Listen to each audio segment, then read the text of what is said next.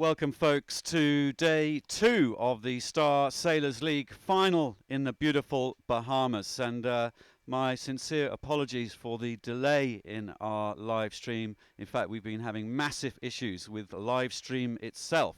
But here we are, beautiful live pictures from the racetrack. We have our America's Cup camera. We're into race number 4.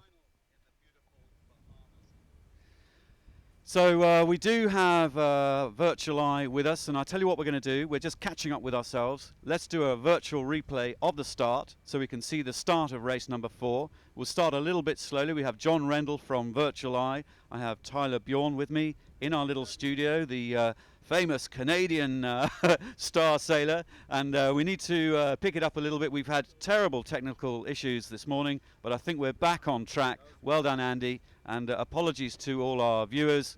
And here we go. We're now looking at the replay of the start of race number 4, 20 seconds to go. And Virtual is such a powerful tool, Tyler, that we can really analyse who is where and what is going on. Scheid is 3/4 of the way down that line. That is his favourite spot, and he's got a bit of fresh air all around him. Rohart and Ponceau in the middle there, and Gaspic and Shitchich doing well. And look at the Greeks going for a committee boat end for a change.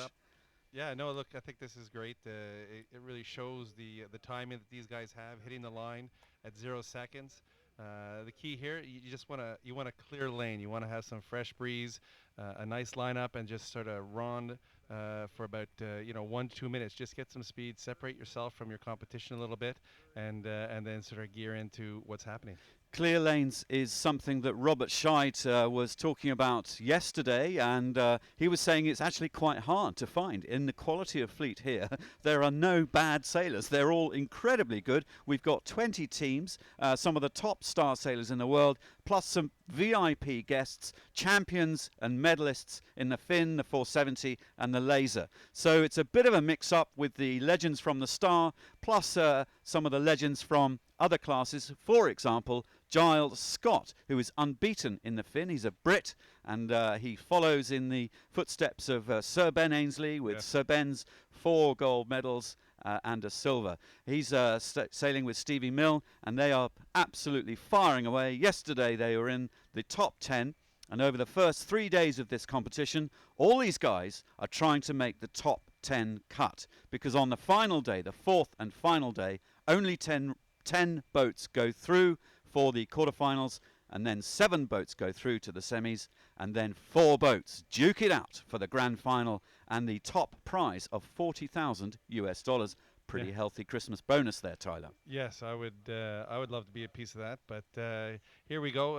It's pretty. It's a good day today too. I don't know if everybody knows the conditions. We're at about 15 knots, gusting to about 18. Lumpy, tide still coming across the course, so it's going to be a lot more physical today than it was yesterday. And with the again 3 races today, these guys are going to be using all the energy they could get. Well, we are seeing the Germans, Polgar and Coy, heading out towards the left-hand side of the track as the sailors themselves look up towards the top mark. A very simple windward-leeward course. They go up, down, finish. So 2 laps of the track. And the track is about a nautical mile from top to bottom. Correct. And it's a very standard star course, a very standard Olympic course. And these guys all know the game, and they're finding, as you say, trying to find clear lanes, clear wind.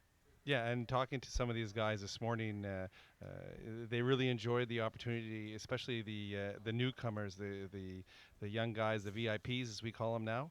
We're really excited to actually be out there, and especially the young Brazilian Fin sailor who won the 3rd race yesterday, and he was pretty excited to beat what is a legend in Robert Scheid in Brazil. Well, that's George Zarif sailing with Henry Burning, and they won race number 3. That was quite spectacular. It's one of the big upsets of the Star Sailors League so far in the very short history of the Star Sailors League. This is the 2nd grand final that we've had, and they've upped the game and invited 20 boats here, 40 crew, and it's already turning into a fascinating contest. Now, we could cut to our live shot, our America's Cup camera out there on the water, and there you can see a fantastic view of the sailors firing upwind. As you say, 15, maybe more than 15 knots. I mean, it's looks pretty wheezy. Not quite white caps on the water. And if you see at the top of the sails, a lot of gold stars here, Yeah. which means World Championship and Olympic success. Yes, exactly. And right in the screen here is Torben Grail, and if you watched yesterday, you noticed that Torben didn't have one of his best days.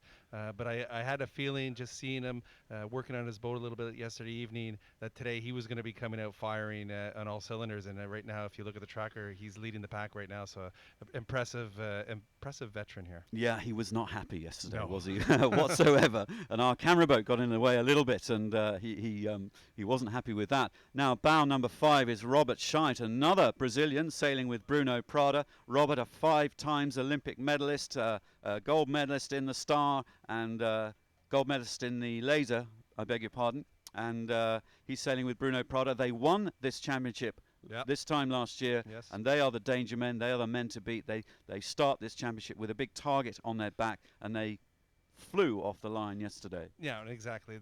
You have the bullseye on you when you're the champ, and we saw a little bit of that in the first race, having to do a few turns, Bruno and Robert on the first leg, but they came back hard. They did well, and the other guy that's really doing well is Mark Mendelblad. I mean, he was pretty consistent, and he's, as usual, right up there.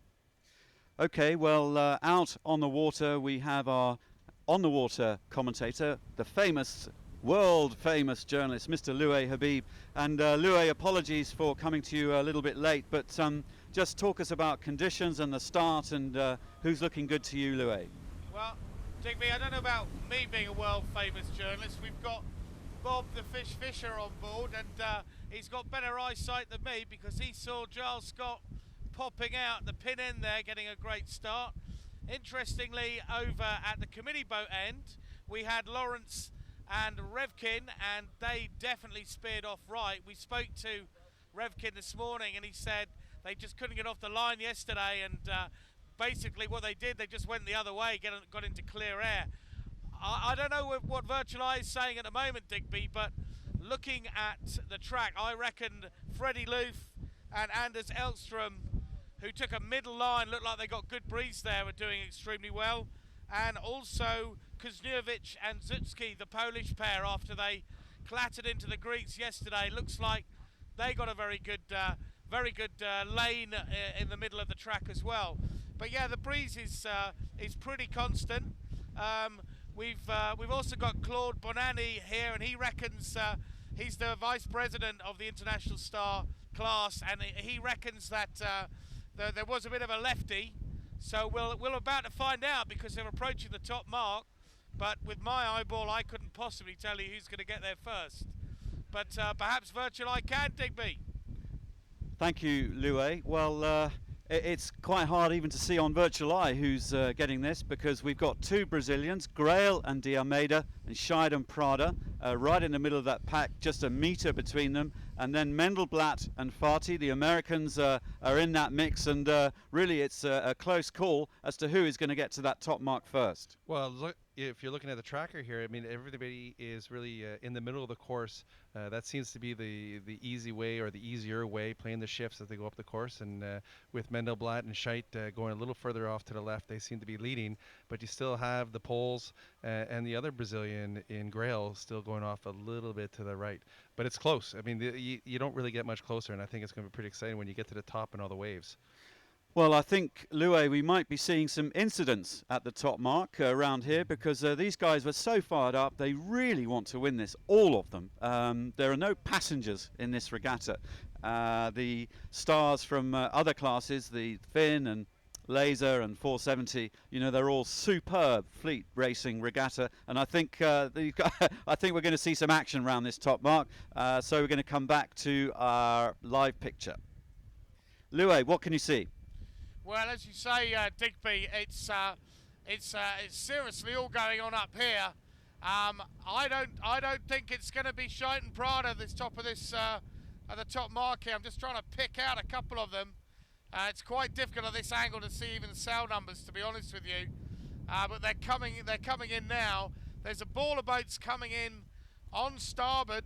There's a few coming in on port, and oh wow, that was an amazing jump in there by Medenblatt and Fatty. Absolutely sensational.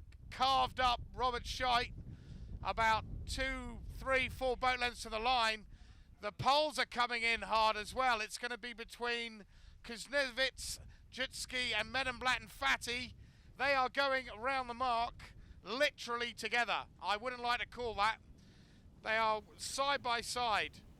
Then behind them we have Polgar and Coy. They get third.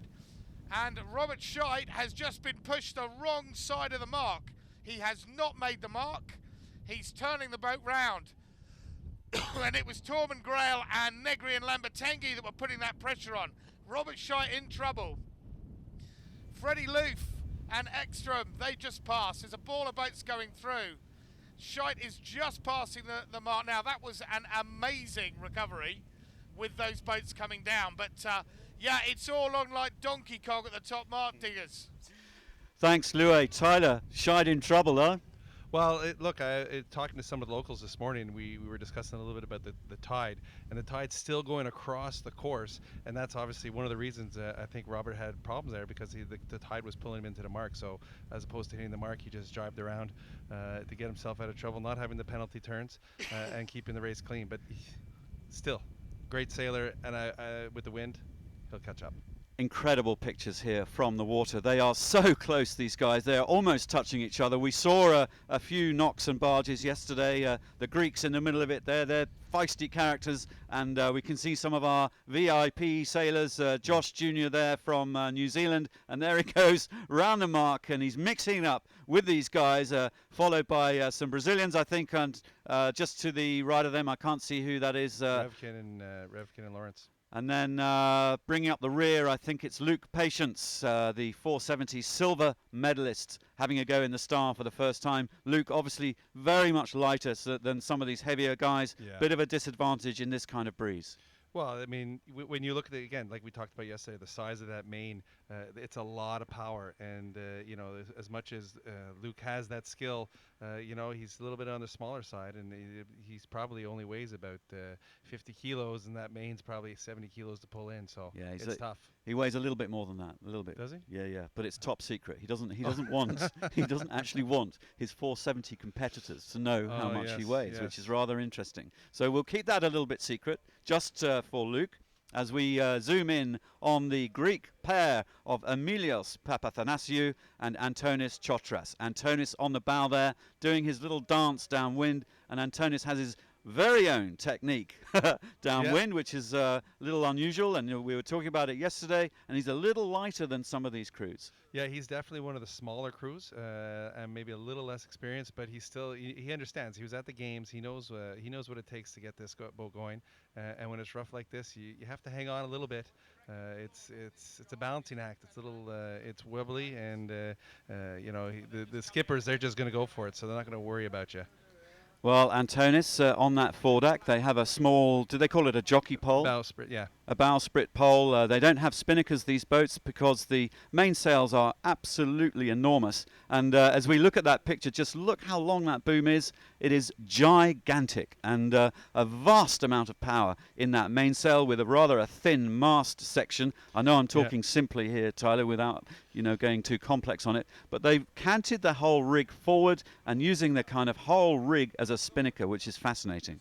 Yeah, I mean, that main is huge, and there's a lot of technicalities about this boat that you can go into, but really that mass is it's like a noodle, and you gotta be careful, because it's not hard to snap it, but that's when you have good crew and you got confidence in the guy. You just got to keep that thing up and go. Well, in some 18 to 20 knots, they start to get into mast snapping territory, I believe, and we're not far off that. No, according to the wind this morning, we were somewhere near 18 to 20. So we're in that exciting, really exciting stage of conditions, and you really have to depend on your crew. But these guys, I mean, the crews, all the crews here are pretty experienced, and they know the damage that can happen, just like the Brazilians had yesterday. Virtual Eye now giving us a big picture, a heli's eye view of what's going on down on the racetrack, and towards the front of the fleet, Mark Mendelblatt and Brian Farty from the USA are pulling out a 40-meter lead over the Germans Polgar and Coy, with Kuznirovic and Zitsky right behind them, breathing down their neck. Grail and De Almeida are in that top 4 or 5, and that is a result for Torben Grail, 5 times medalist. Yeah, and you knew he was going to be coming out fired up today, and it's great to see him sitting right in about 5th right now. And all the guys, you know that the Poles were not that great yesterday, getting into it, having been about a year since they've been in the boat, and there they are on the top of the leaderboard in this race. Polgar the same way, and Grail. So you know when the newcomers came in and gave them a little run for their money, I'm sure they went to bed going, well, we got to, these whippersnappers, we got to keep them at bay. So they're going to give all they can today. Okay, and at the bottom of our virtual picture, we're seeing Negri and Lambertenghi in amongst it. Diego Negri is the top-ranked skipper on the Star Sailors League, and those guys did a fantastic championship at the Worlds, coming second. Just missed it, unfortunately, but they're here to win, and they've been training for this regatta, and the Italian Navy, as Louis calls them, are very, very strong at this event. Right behind Negri and Lambertenghi, we're seeing Freddie Loof and Anders Ekström from Sweden.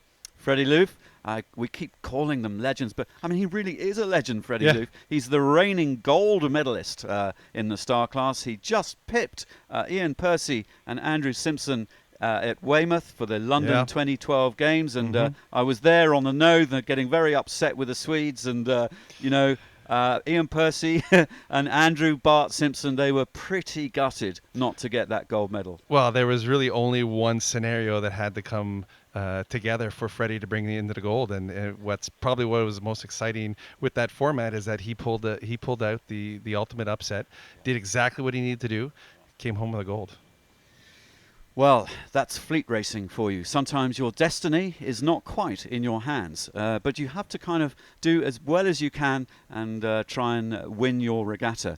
But sometimes it just doesn't go your way. No, well, that's part of sport. There are a lot of stories out there in many different disciplines and sports that the world champion or the guy that's favored just doesn't come. But that's what's great about sport, is you never know. And especially with these guys and the format that we have, is that you just need to make the qualifying, and then anything can happen, and you can come out at the top and take home a little bit of cash for your Christmas holidays. Well, there we are seeing Bow 99. That is Freddie Loof and Anders Ekström, and they're duking it out, and it looks like they're about to slide right ahead of the Italians, Negri and Lambertenghi. Both simultaneous jibing. I think Freddie Loof is trying to blanket a bit of the breeze from the Negri and Lambertenghi, and they've got a big battle on there right in our shot, and we can see it very clearly through this astonishing America's Cup camera with Adam Brown, the Michelangelo of sailing cameraman on the water, doing a marvellous job. Thank you very much, Adam. And just look at the Italians. Got a puff. They've got a wave. They're just squeezing ahead. That's astonishing. Yeah, well, it's all part of technique, and these guys have a lot of time in the boat. But and that's what you're going to find today, especially with the waves, that you just catch one wave above another guy, you can scoot forward about 10 feet. So it's really interesting. It's going to be really exciting to watch. And there's a lot of different techniques of pumping and uching and all that kind of stuff. You'll see these guys balancing a lot. Well, there is Anders Ekström on the mast of the Swedish boat. VIP guests with Freddie Loof, the reigning gold medalist. These guys have sailed together for 7 years, but that was about 7 years ago. So they've jumped straight back in the Star. And Freddie Loof has not done any Star sailing since the 2012 Olympics. And he was persuaded by Anders and the Star Sailors League to get back on the horse and give it a go. And there he is, top of the fleet, duking it out with the current SSL skipper, leading champ, which is Diego Negri, with his trusty crewman Sergio Lambertenghi, and those guys are having a great battle right in our picture. Yeah, and I don't think it took a lot of convincing to get Freddie here. I know he watched it last year, kept his eye on the tracker, and after hearing all the stories and seeing some of the photos, he knew that this was something that he couldn't miss up in 2014. Okay, well, we'll as Adam pulls out, we're going to cut to Virtual Eye and just get a bit of a virtual view of what's going on with some boat speeds. They're doing up to 7 knots and down to about 5.5, 6. So you can see there in those live boat speeds, the actual ooching and surfing and the pumping, they're all allowed to pump. They're all allowed to use kinetic energy over 6 knots. And I think we're going to see that every day here. Yeah, and exactly. It's going to be timing. It's going to be crew work. It's going to be synergy amongst the team to get that boat to fly down the waves. And you can see with Mendelblatt extending to about 75 meters now, they're synced for sure. Brian Fitty and Mark Mendelblatt. So it's impressive, and it's a great way to start their day.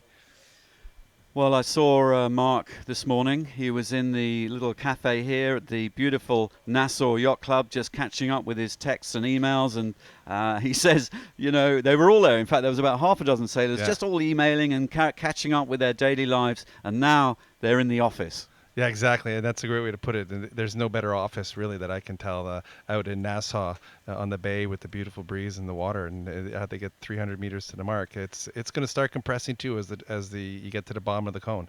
Okay, so Mendelblatt and Brian Fati are firing off with this race, and we remarked yesterday, over the 3 races yesterday, just how consistent Mark Mendelblatt and Brian Fati are in their fleet racing tactics. I thought it was a masterclass of him covering the left and the rights and just playing the middles and playing the percentage games, but he's clearly got it completely right today. Well, he's been here before, that's for sure, and that's the type of sailor he is. He's calm. He's not super energetic and volatile. He's calm. He keeps it together. And Brian Fitty is an excellent crew. He's been around the fleet for a long time, and he's another kind of guy. He's quiet, but he works hard out there, and obviously the two of them together have something pretty special.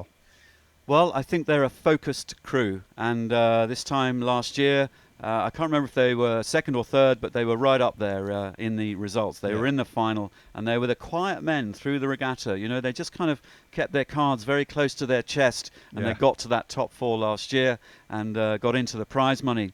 And the top prize here, I should say, is $40,000 US, and the whole prize fund is $200,000 US. And the sailors, we've been asking them about the money, and they don't really want to kind of talk about it too much, and but it is motivating them. Well, I'll say it's motivating. I know that a lot of people talk to me about my sailing, and when they ask about a regatta, how much prize money you get, and we don't get prize money. It's all for the glory of the regatta. But when you have an event like this, and there's a total of $200,000 up for grabs, it's incentive. Okay, well, there's the bottom gate, and Mendelblatt and Fati going around the left-hand side, I think, looking up the track, and we're looking at the live picture from our America's Cup cam. Louis out there on the water. Talk us through the mark rounding, mate. Mendelblatt and Fati got a great lead on that downwind leg. They've obviously got some good downwind speed. They have definitely chosen to go left. As we're looking at it, there's some cloud building on the left-hand side, which would suggest that the wind is bending over that way. So we'll see if they stay over that side. The breeze is probably about the same as it was at the start. But at the moment, we've got no instance at the bottom mark. They're a bit more spread out. But we were speaking to Mendelblatt yesterday about his steady performance. But the interesting to actually point out as well is that whoever wins these qualifying races, they get to sit out the first race on finals day. And, with 3 races on that day, they'll only have to do 2 of them. They'll have some more energy, more stamina. So there is certainly something to go for to win the qualifying, not just the cut. But, I'm interested to see where Robert Scheitz got after that. Freddie Loof, he's been really consistent as well. He's going back up the middle of the track. And he's going back up the middle of the track, so he's like that. Bob Fisher's just telling me something about Torben Grau. What you got, Bob? And Bob's just spotted that Torben Grau's in 5th place. So Torben going really well. He had a delamination problem on his keel yesterday, so that's why he got a little bit frustrated with us. But we've nearly got the whole fleet round, and the majority of them have elected to go to the left-hand side. And we have got a bunch of boats going on the right-hand side. That includes Szabo and Natucci, and also Meliby and Strube, 2 of the better-known names. So we'll be interested to see how it pans out. With that cloud building on the left, that suggests that the wind is going to go to the sorry left. to cut in. Yeah, We've just seen Giles Scott and Stevie Milne doing a penalty turn. They're in trouble. I think they infringed somebody there. They were doing it. I think they got whistled, and now they're back in order, tacking across onto port to get back into the middle. So a slight problem for Giles and Stevie there, which is a bit of a shame because they've been having an amazing regatta and they've got a lot on now to make up. I think Giles is near the back of the fleet now, and I think the New Zealand boat, Josh Jr. with Miles Pritchard, are the back runners. No, I mean, according to the tracker, he's still in there. But again, you know, it's top 10. You don't have to win the race. You just need consistent results to get yourself in the qualifier, and then you throw everything out the door and you start fresh. Well, Louis, we're looking at the virtual eye, and Mendelblatt and Farty still with a clear 40-meter lead over Polgar and Coy from Germany, with the Italians Negri and Lambertenghi in third place. Louis, we will stay with Virtual Eye just for a minute to let you reposition your boat to get up the track a little bit, and the fleet beginning to spread out. I'm guessing as they go upwind towards the halfway point, there's going to be about 1 kilometre, you know, from the left-hand boat to the right-hand boat. It's a big course. Yeah, no, it's about a mile upwind, and if you do go to the extreme sides, you're going to have about 1 kilometer in between. But you always keep your guy in sight, and that's one thing for sure. Mendelblatt is going to keep tabs on him, and you have to race your race. You can't follow or concern yourself with the other guy. You got to take care of yourself, make sure you do what you want to do, and do your own race. So now Mendelblatt has had the choice of going left up the track or right up the track. And I guess he wanted to avoid traffic coming down to that bottom gate. But he's elected to go left, and he's staying on that left-hand side. So in terms of wind shifts and orientation of the course, at the moment, he is liking left. Yeah, and as Louis pointed out, there could be some clouds that are over on the left side. So if that does pull the wind down over to the left, he's going to get lifted up on port tack going over to the windward mark. So he's playing his cards the way he wants. I'm sure he's looked at the forecast for today, had a bit of an idea. And these guys, they're always watching the wind. They know what's going on out there. We have John Rendell here from Virtual Eye. He's running the machine, and he's in our little studio here in the yacht club. John, you've got some wind speed from the race committee boat. Can you tell us how much wind speed we have? 22 knots on the race committee boat. Louis, we've got 22 knots on the committee boat, and it's looking windy out there. Yeah, Digby. The other thing to point out is there's also current here. We're told that the current's going to run with the wind until about 12:30 local time. Yep.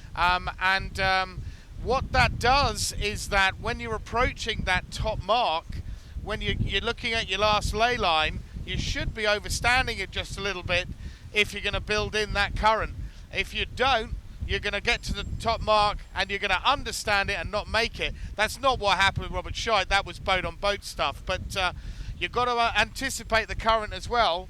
Apparently it goes straight down the middle here, but I would say that on the left-hand side as well, with that land there, you may have some relief from that current. But, you know, you'd have to ask a real specialist on that.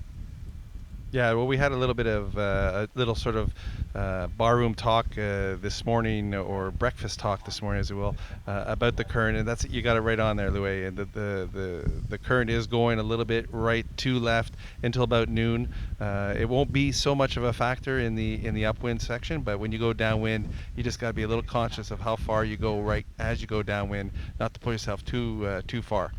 But again, you know, with the waves and the wind conditions at 22 knots, I think the main thing is you just got to work that boat and you got to get the surfing going.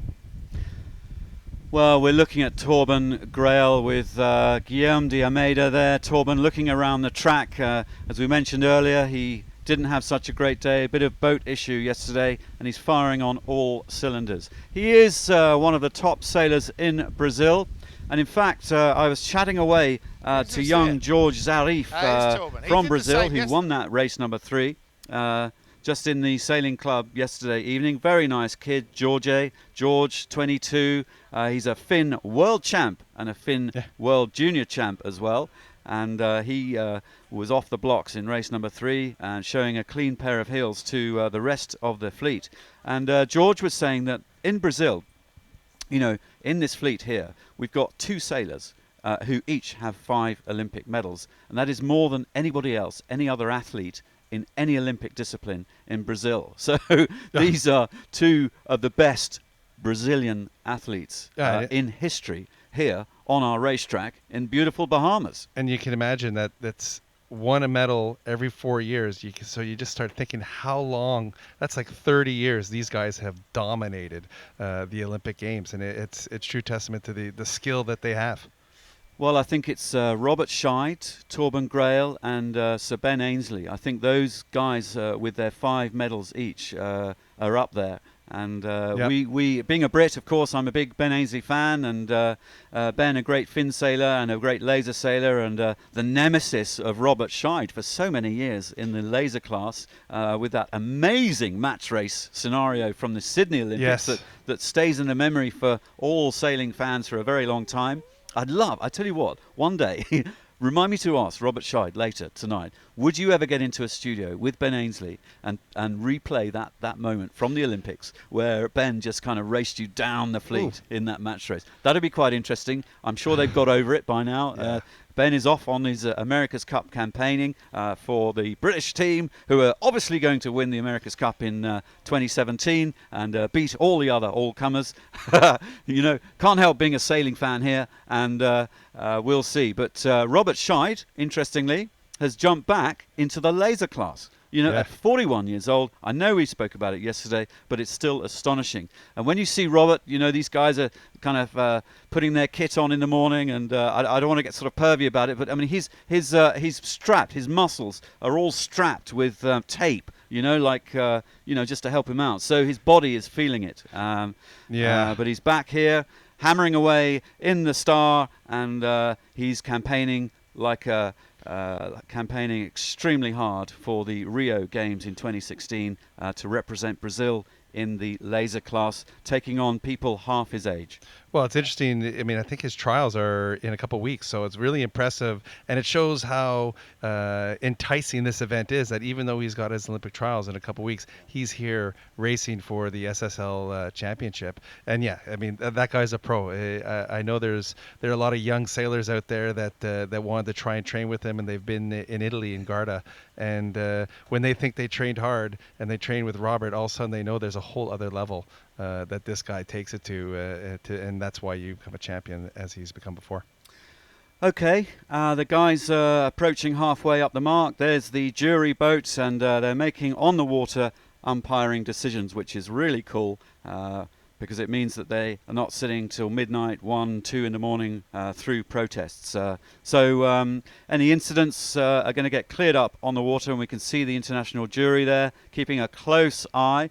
And fascinating, they talk to each other all the time. They're analysing what's going on, and obviously clearly enjoying the race as well. Well, that's probably one of the things about being a jury member. You're in the action, and when you're in the action like this with a starboard or any other fleet, but when you're as close as this with the big breeze, it's a spectacular thing to watch, and you really get impressed by the skill of these guys. Well, I have to say that you know, they've flown, they've invited a bunch of the top jury members from around the world, and of course, you know, if somebody says, "Would you like to come to the Bahamas for a few days in December?" Particularly if you're a North European, even America, it's pretty cold up there, and Canada, where you're from. Just look at these pictures. It is absolutely balmy and fantastic, and we can see the jury really enjoying it and doing an awesome job out there. So I think we'll just cut to virtual and recap on where everybody is and get back into this race. Mendelblatt and Fatih still up there in the lead, controlling the fleet, running their own game. They've made their way back into the middle of the track, and now the Germans, Polgar and Coy, have managed to catch up just a little bit, but they're threatening Mendelblatt and Fatih a little bit. I would suspect that they're not going to catch them. Well, you never know. Mendelblatt, he's going to go fast, and he just needs 10 meters to get around that first mark, and he's going to be able to keep that. You know, he's good. But Polgar, he's fast. Loof, he's catching up, and you can see that already. Grail's keeping it tight, staying in 5th. He's having a great race. And then lo and behold, where's Robert Scheid? He's moved up into 6th. Well, so he has. That's astonishing. So 2 Brazilians in the top 6, the 10, 10 Olympic medals between them, which is quite something. And there are another 10 Olympic medals spread around this fleet as we look at that leaderboard.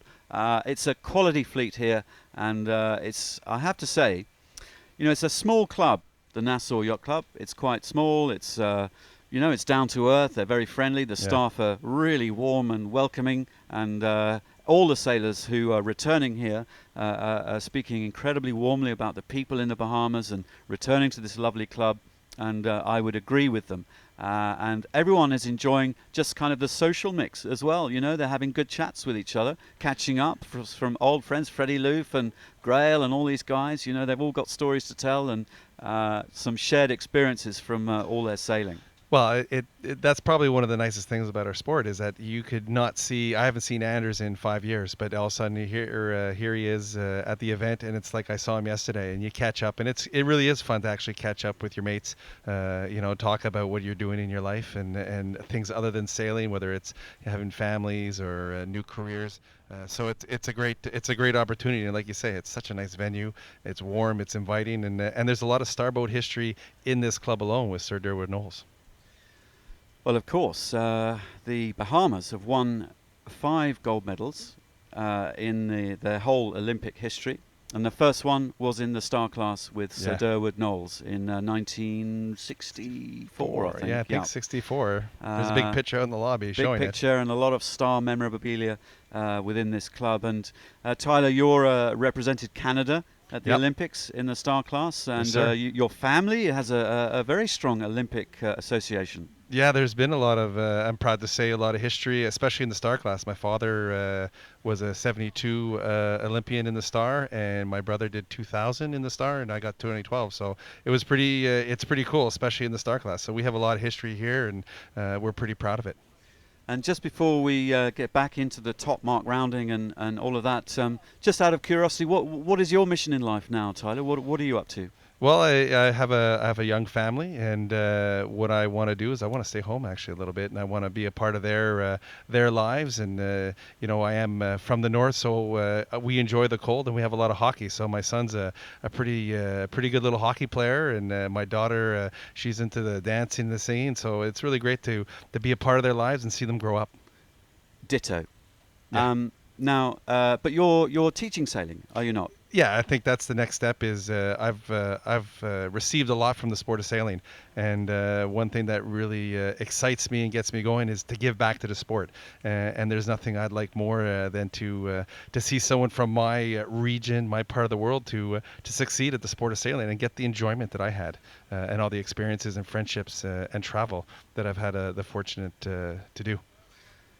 Nice one, Tyler. Well, we're seeing the boats approach that top mark, getting into the cone, as you describe it, which is a good way of talking about it. And Louis Habib is out there on the racetrack, and we're looking at Mendelblatt just firing away there and doing a great job staying ahead of Coy and Polgar and the Brazilians. So Louis, just how's it looking to you? Yeah, well, as you say, Mendenblatt and Fatty got in clear air for this beat, and that makes a massive difference. Even in 20 knots of breeze, they'll be experiencing probably 10% more wind than the boats in the bad wind behind them. So clear air upwind is a massive one. Polgar and Coy. Now, if you see these two guys, the helmsman Polgar, he's a big guy. He's way over 6 foot. But Coy is an absolute unit. He's at least 6'5", and he is like marble. And in these sort of conditions, having that kind of strength, that kind of weight, and also the leverage when they're that tall, they can get the boat a lot flatter. And it's no surprise to me that Polgar and Coy are up there in this bigger breeze. And definitely they look quicker than Mendenblatt and Fatty at the moment. So we've just positioned ourselves just off the spreader legs. They're going to be coming straight at the camera here, and we're looking forward to a top mark rounding. But yeah, Mendenblatt, Fatty, Polgar and Coy are battling out for the win here in race 4. Thanks, Louis. And with Tyler, we're just looking at some technique here from Brian, Fatty and the two crews. As you say, they're big guys. Tyler. Yeah, no, exactly. Koi, he is a monster, the big German. Very intimidating, but exactly like Louis says, the bigger the guy, the leverage you can get, the more important that is. And especially in the last little bit when they brought in the weight rule, you can see that the crews have become a lot fitter because their weight's a little smaller. But you get the leverage of a Koi out there. It just adds that little bit of speed, and you just need a little bit to gain more advantage. And you can see also the skippers pulling on the backstays, constantly adjusting and keeping that speed going, and the crews always adjusting that jib to be the absolute precise trim. Okay, so Mendelblatt and Fati tacking for the ley line. Koi and Polgar right behind them, and they are heading to the top mark. If we have a quick look at virtual eye, we can see how that looks. It's close. The shape of it, very close, and there's a second tier right champing at their bit right behind them, and that's going to be a bunch up for third, fourth, fifth and sixth around this mark and the spreader mark, which is rather fascinating. So back to the live shots of the mark rounding. We can see the spreader mark there, and just they're coming up towards the top mark. The jury flying through, making sure everything's okay. And here is Mendelblatt heading around that mark, Tyler. And you'll see the crews are going to start hiking, because you can actually, it's such a small little distance between the spreader mark, but there's a lot to be gained. The crews are going to get the backstays off. You got to ease that jib and hike it flat. And if you can get a little bit of distance just on the guy behind you, like a Marcus Koi and Polgar, it's just going to ease the tension downwind and keep your lead, as well as spread yourself out from the guys in the back. Just a technical note for Adam on the camera. You can just brighten it up a little bit. So I know you're shooting into the sun, but we can live with a bit. That's a little bit better. Thanks, Adam. Spot on. So here we go, hammering around that top mark, and oh, look, they're picking up surf there. Polgar and Koi just screaming towards our lens, hammering around the spreader mark, and there's that big raft up right behind them, Tyler. Yeah, you can see the Italian. He's hiking hard there. He's getting as far out as he can. Same with the Brazilians. I mean, these guys, every inch counts, and you're fighting for. Look at that group. There's not more than 3 seconds behind them. They're surfing their waves. Every little, like I said, every inch that you can get is going to help you downwind, just to get that clear air and extend yourself from the pack. That's a great shot, isn't it? You can just see them picking up. And I understand they plane these boats. Yeah, well, in the conditions like this, anywhere over 15 knots, you can really make this boat go. And when you bring in the pumping allowed the whole time, it's a technique and it's a skill that you have. But, man, it can help every little bit. Well, there was Scheid going round with Robert Staniek and Klaus Olesen from Denmark, and Xavier Rohart, Pierre-Alexis Ponceau, bow number 4, the Frenchman. Xavier really fired up for this regatta, and these guys want to do well. Xavier, bronze medalist in the Star, and he's now teaching sailing, which is rather good. He's teaching the French Olympic 49er fleet. Yeah. And some of the guys, that was bow 93, which was Ivan Gaspic, the Finn sailor, and Ante Sicic, the Croatians, coming through. 97, Giles Scott, Stevie Mill. They're in the battle, they're in the hunt, and they're just leading George Szabo and Eduardo Natucci right behind them. So enjoying this battle in bow 12. Marcelo Fuchs and Ronald Seifert from Brazil. So it's still tight and close around this top mark, Tyler. Yeah, I bet you we'll have less than a minute between finishes, and now that the key is to get the mast forward, get the main out, put the bows or the sprit out, get your jib set, and get on that bow and start rocking and rolling this boat and get some advantage and lay your claim on what position you're going to get. There's a nice little jibe around the mark there. And these guys are going to go. They're going to be tired. And imagine we still have 2 more races after this one.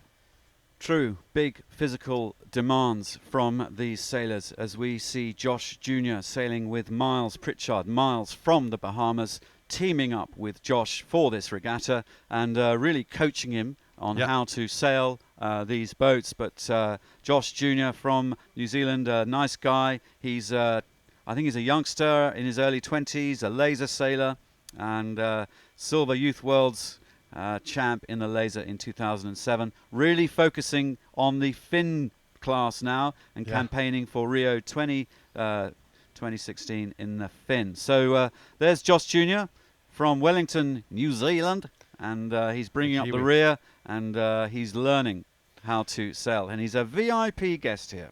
Yeah, and we have. It's interesting how we like to have our veterans, our historians of the class with all their Olympic medals, but to bring in, like I said, the battle of the superstars. Here's a kid. He has a pedigree of laser sailing when he was young, and then now he's graduated to the Finn class and doing quite well. Just coming back from an Abu Dhabi, did quite well there, and now he's sort of in transition here in the Bahamas, doing a little bit of SSL sailing and heading down to Rio for some more practice. Well, at the ISAF Santander Worlds, which is the Olympic classes, all 10 Olympic classes have their World Championship in one spot, and this year it was in Spain, Santander. I had the honour of running around, shooting all the interviews and screaming around the racetrack, filming all the news shots of these guys, and Josh Jr. came 5th at the Worlds this year, which is pretty respectable. Yeah, well, that's great, and I'm sure. I mean, he's qualified his country for the games, and now his focus is just how do I get best prepared for the games, and he's got a lot of great experience to be shared with guys like Craig Monk, multi-America's Cup, but a bronze medalist back in '96. So he's got a lot to work with. Okay, well, he's got a lot to work with. But he's got quite a lot of work to do, in truth, for this race. They're hammering down towards the finish. Virtual Eye is giving us the heli view of the entire racetrack, almost the top half of the racetrack, as these guys work their way down the middle. And Josh Jr. and Pritchard at the back of the fleet, and at the front of the fleet, Mendelblatt and Farty right up there, maintaining that lead over the Germans, Polgar and Coy.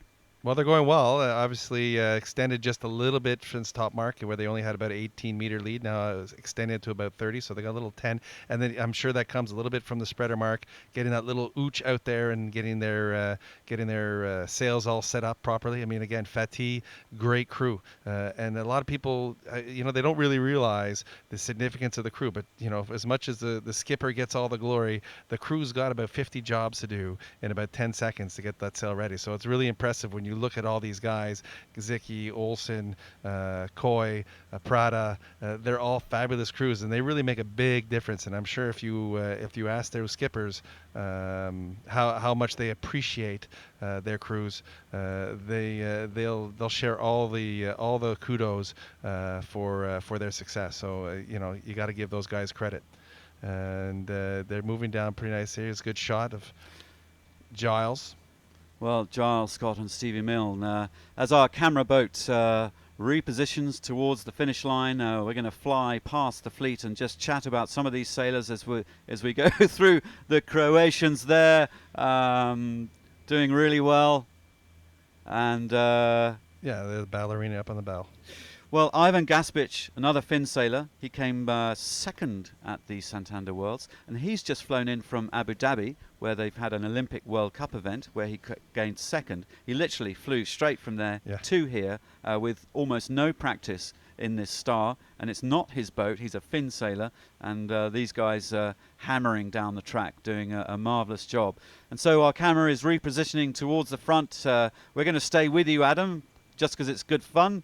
Give you a hard task, and we're going to stay with Adam on the camera and just follow what he's looking at.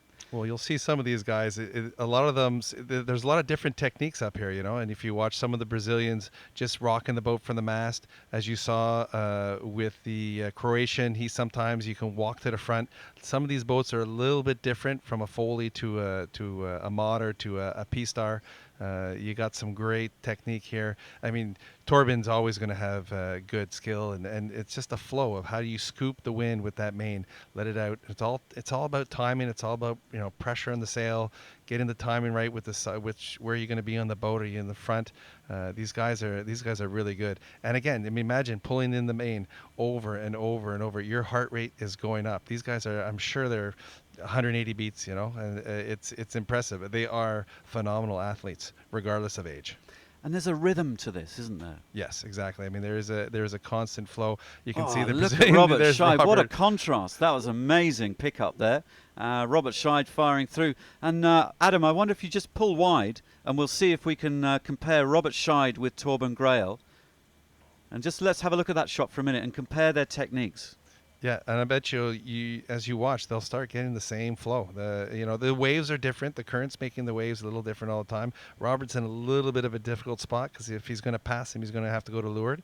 But again, Robert is so good with his technique. He really holds that main well. He knows when to pull it in, and Bruno as well is fantastic with the little pump as you go down there.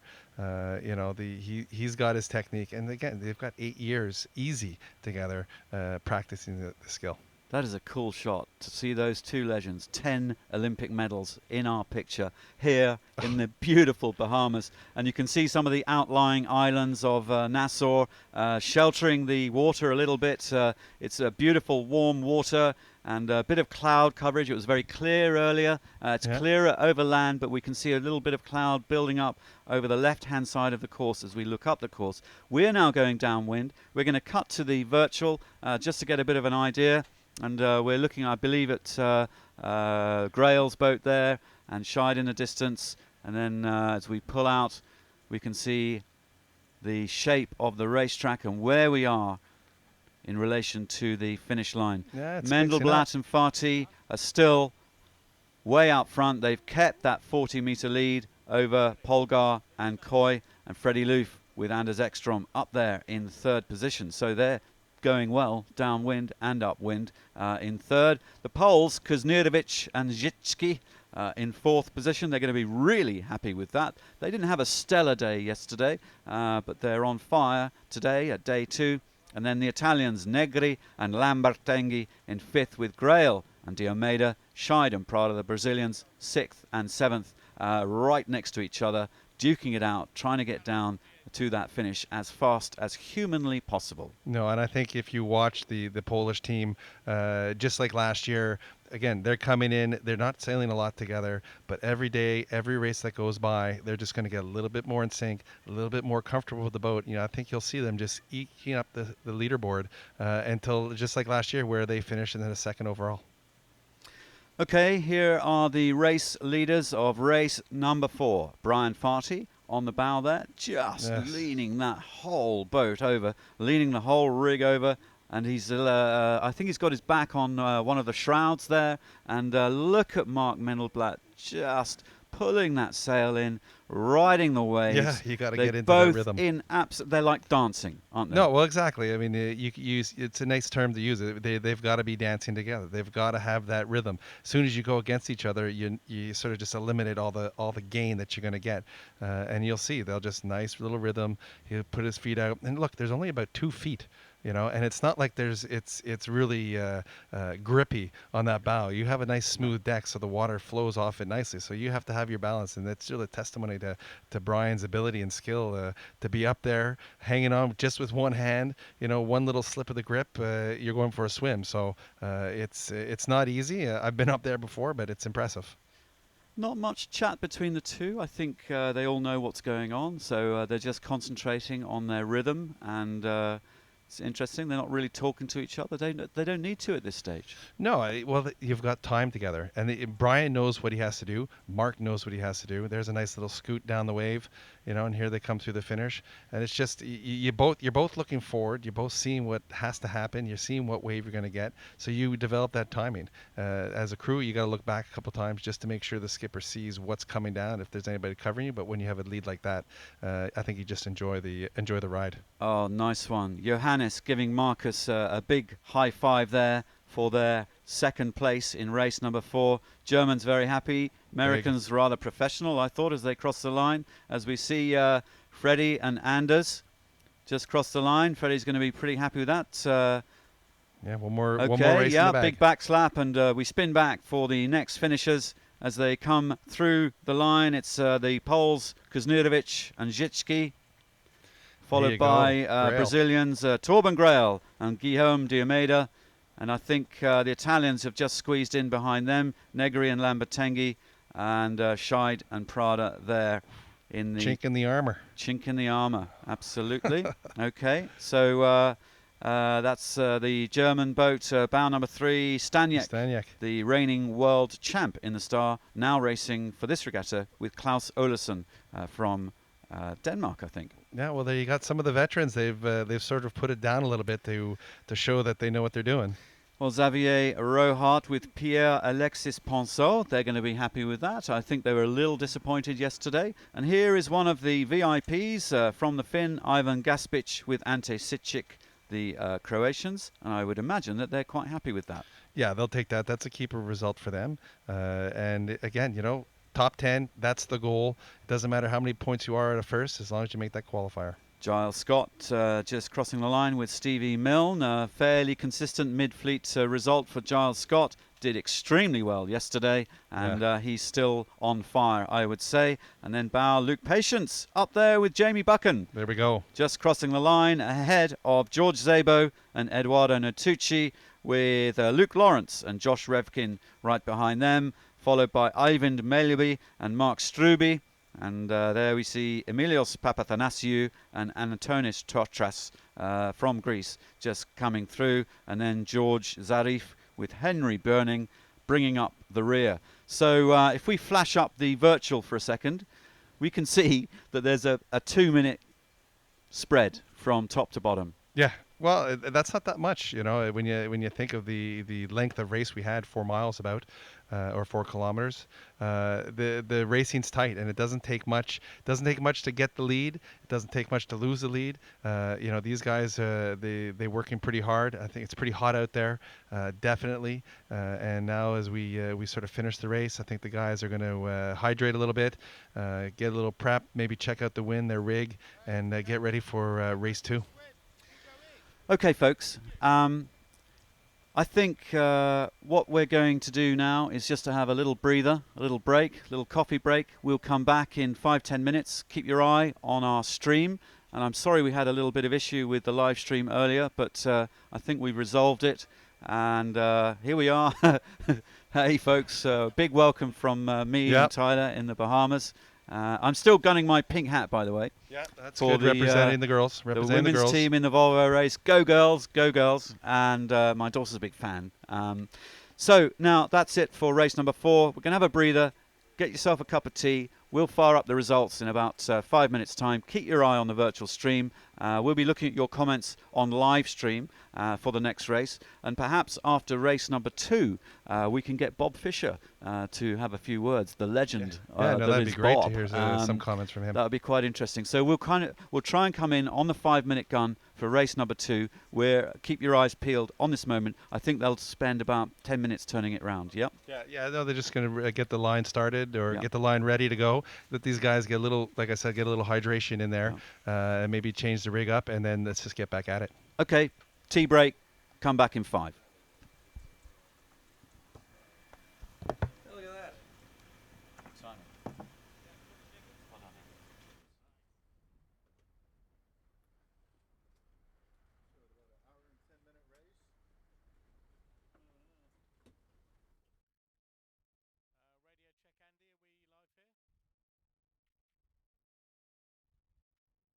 Are we live here?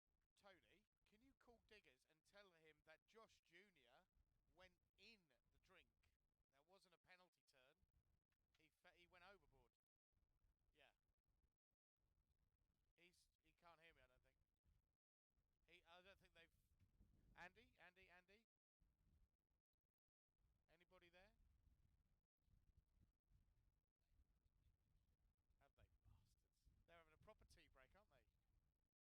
They're having a tea break, Bob. Not on my watch, eh? That's what you'd say. Not on my watch.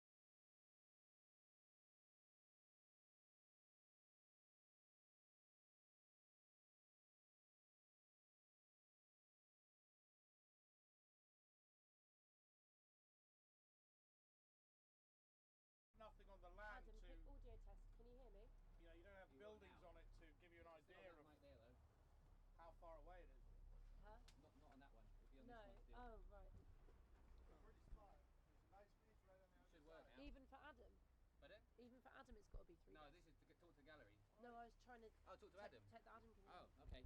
So that one, that's got to be lit. Try again. He might have his headset Adam, on. can you hear me? He might have his headset on.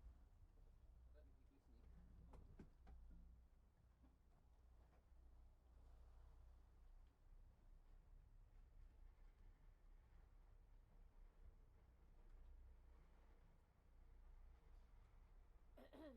he's listening. Hello, hello. Can you hear me?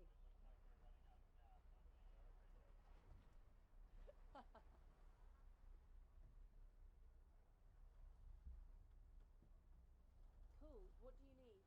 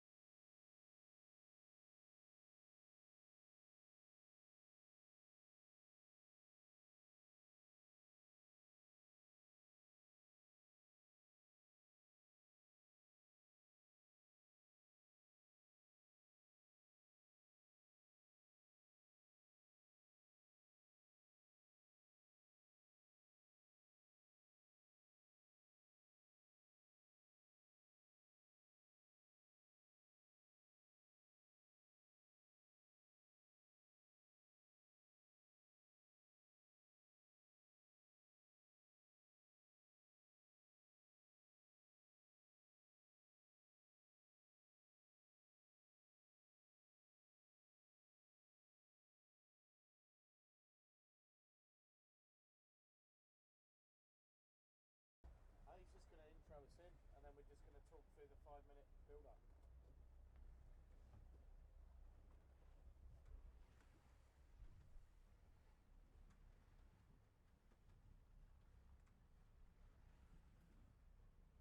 If you want some ammo, big fish just then. You can talk about Josh Jr. going for a swim. Yeah, I was thinking about that. Yeah, Wait, you have that. Have we got confirmation? So Josh Jr. wasn't doing penalty. Josh Jr. wasn't doing penalty birds. He wasn't even in the boat. Yeah. So the other guy, what's his name? Miles Pritchard, jumped on the helm, turned the boat round, and picked up the young lad from New Zealand. Right. Before the sharks could get him. Okay, we just had a prep hooter, so they're going to go into sequence pretty soon. I don't know if you're picking me up, Andy. Okay, thanks.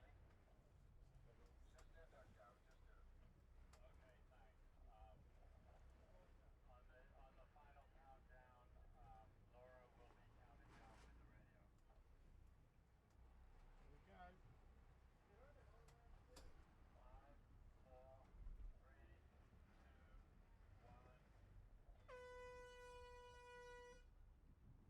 5. So when are you guys going? 5 minutes out. Are you hearing Digby? No. Ah. Are you hearing anything?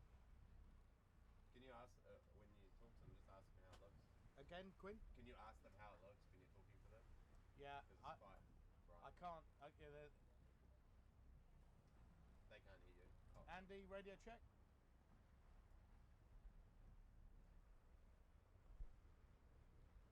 Is this in shot? Not there, no. Up and over.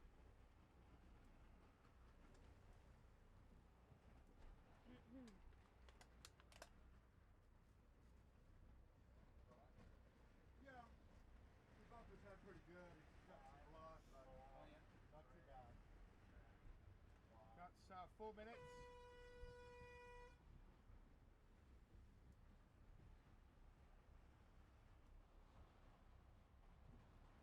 We got him some ice.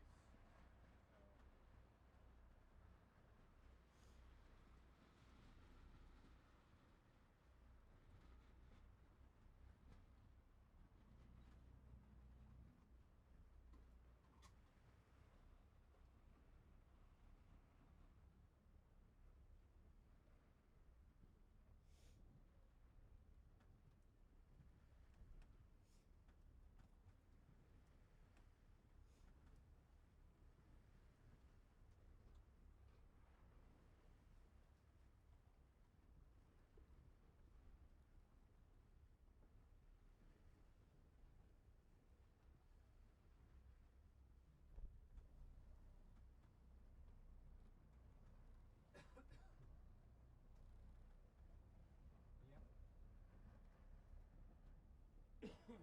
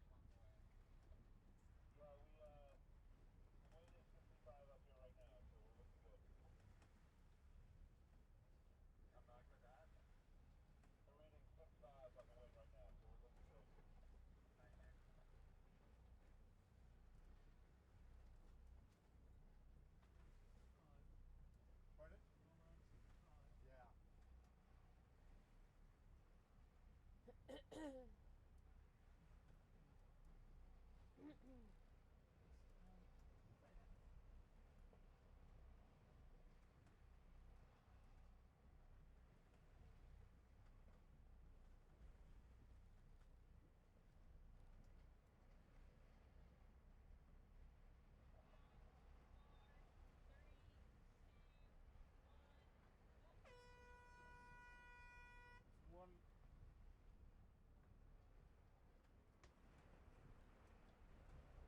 You want to be back up?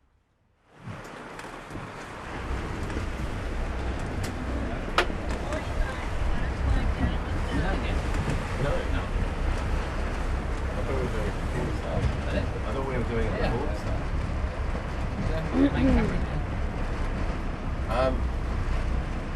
Are we rolling? Louis? Yeah, Stand yes, by. here it. Okay, stand by, guys. Okay, Louis, how you doing? We're live streaming. Yeah, Everyone but can see you. 20 Big wave. seconds. 20 seconds to go, Digby. And would you believe it? The Greek team are up at the pin end, along with the Italian Navy. And there's no sag on this line at all. They're all going to hit it on the B of the bag. We got 3 seconds to go. And I tell you what, I wouldn't like to call who was over the line first, but the line looks like it's clear. Interestingly, Torben Grail and Almeida got a good start at the pin end, but it's just a line of boats, Digby. You need X-ray vision to see what those numbers were. Coming out onto the right-hand side, we've got George Zarbo and Eduardo Natucci, who haven't really featured so far.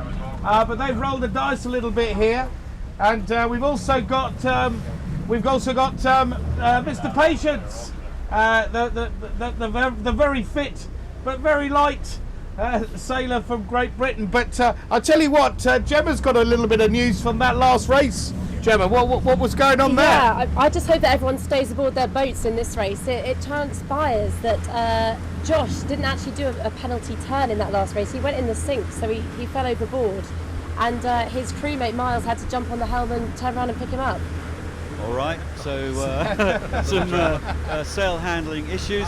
Listen, Yeah. guys, we're going to jump back to virtual, follow the racing. You guys can reset your camera, and we'll come back to the live America's Cup cam in just a moment. Here we are, looking at the race start of race number 5. They're a minute over the line and firing up, and already we can see the French dudes, Rohart and Ponceau, off to a flying start there, Tyler. Yeah, no, they had a good start. They have clear. Obviously, there's a good lane for them right now, as you can see with the tracking. And you got a majority of guys. They're going to be heading out to the left. So obviously, they see something that's going to be good for them. But again, you got Scheidt, all these guys. You need a good couple minutes, 5 minutes, just to let the pack split up a little bit, find out who's got the good lane, keep it straight, keep it going. And with the wind up at the 15 plus, it's still going to be physical. Well, Scheid and Prada in the mix there with some clear air and firing away with the number 5 on their sail virtually.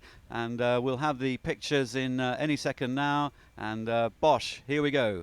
We're looking now at bow 97. Giles Scott with Stevie Milne firing out there. They are looking tasty.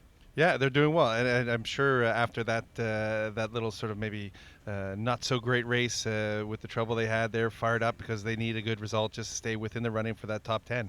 And as a competitor that he is, you know that he's giving it 100%. And here's George Szabo with Eduardo Natucci.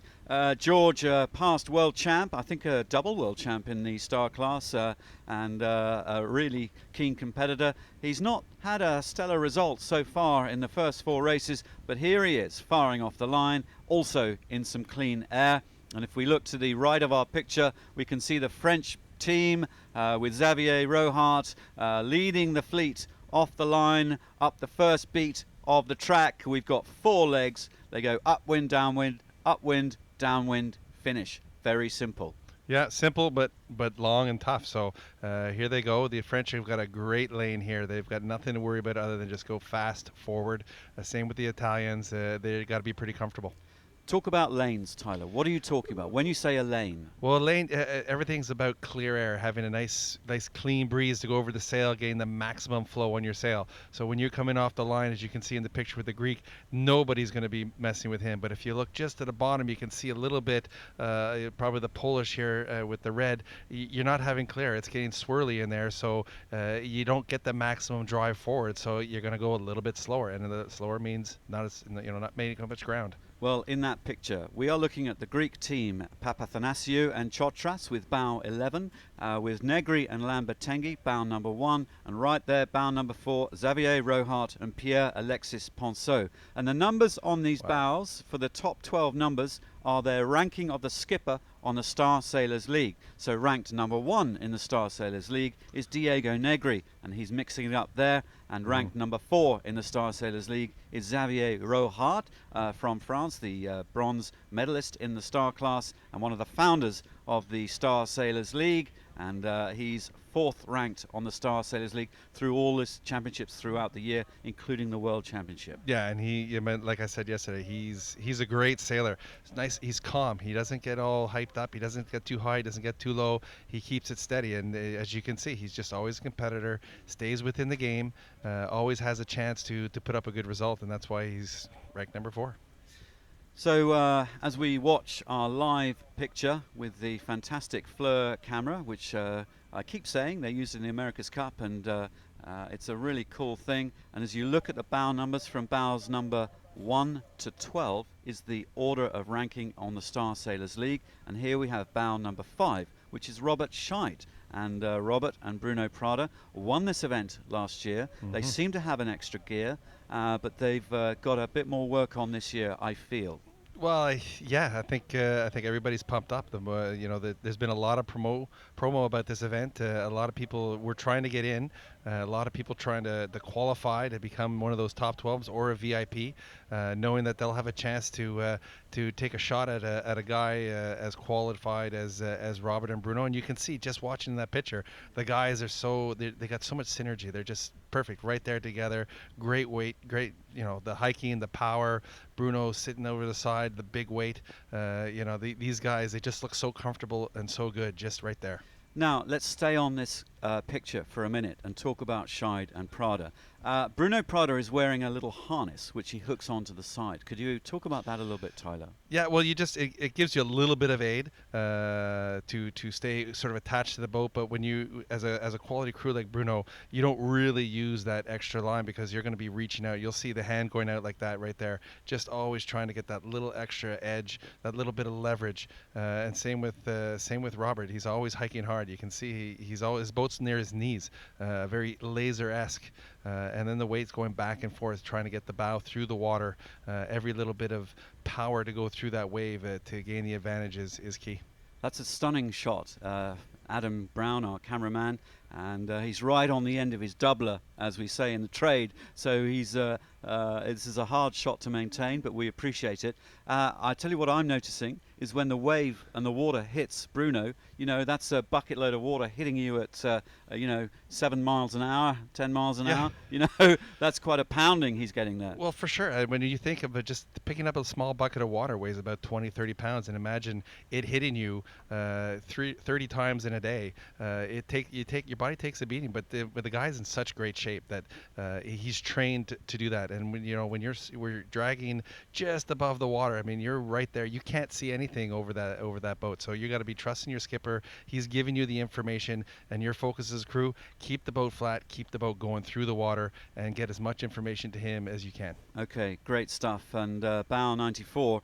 When the bows go into the 90s, we've got bow 93, 4, 5, 6, 7, 8, 9. Those are the VIP guests. So they're not in the Star Sailors League ranking. The Star Sailors League has invited these guys in from various different disciplines, and Luke Lawrence and Josh Revkin in amongst it there.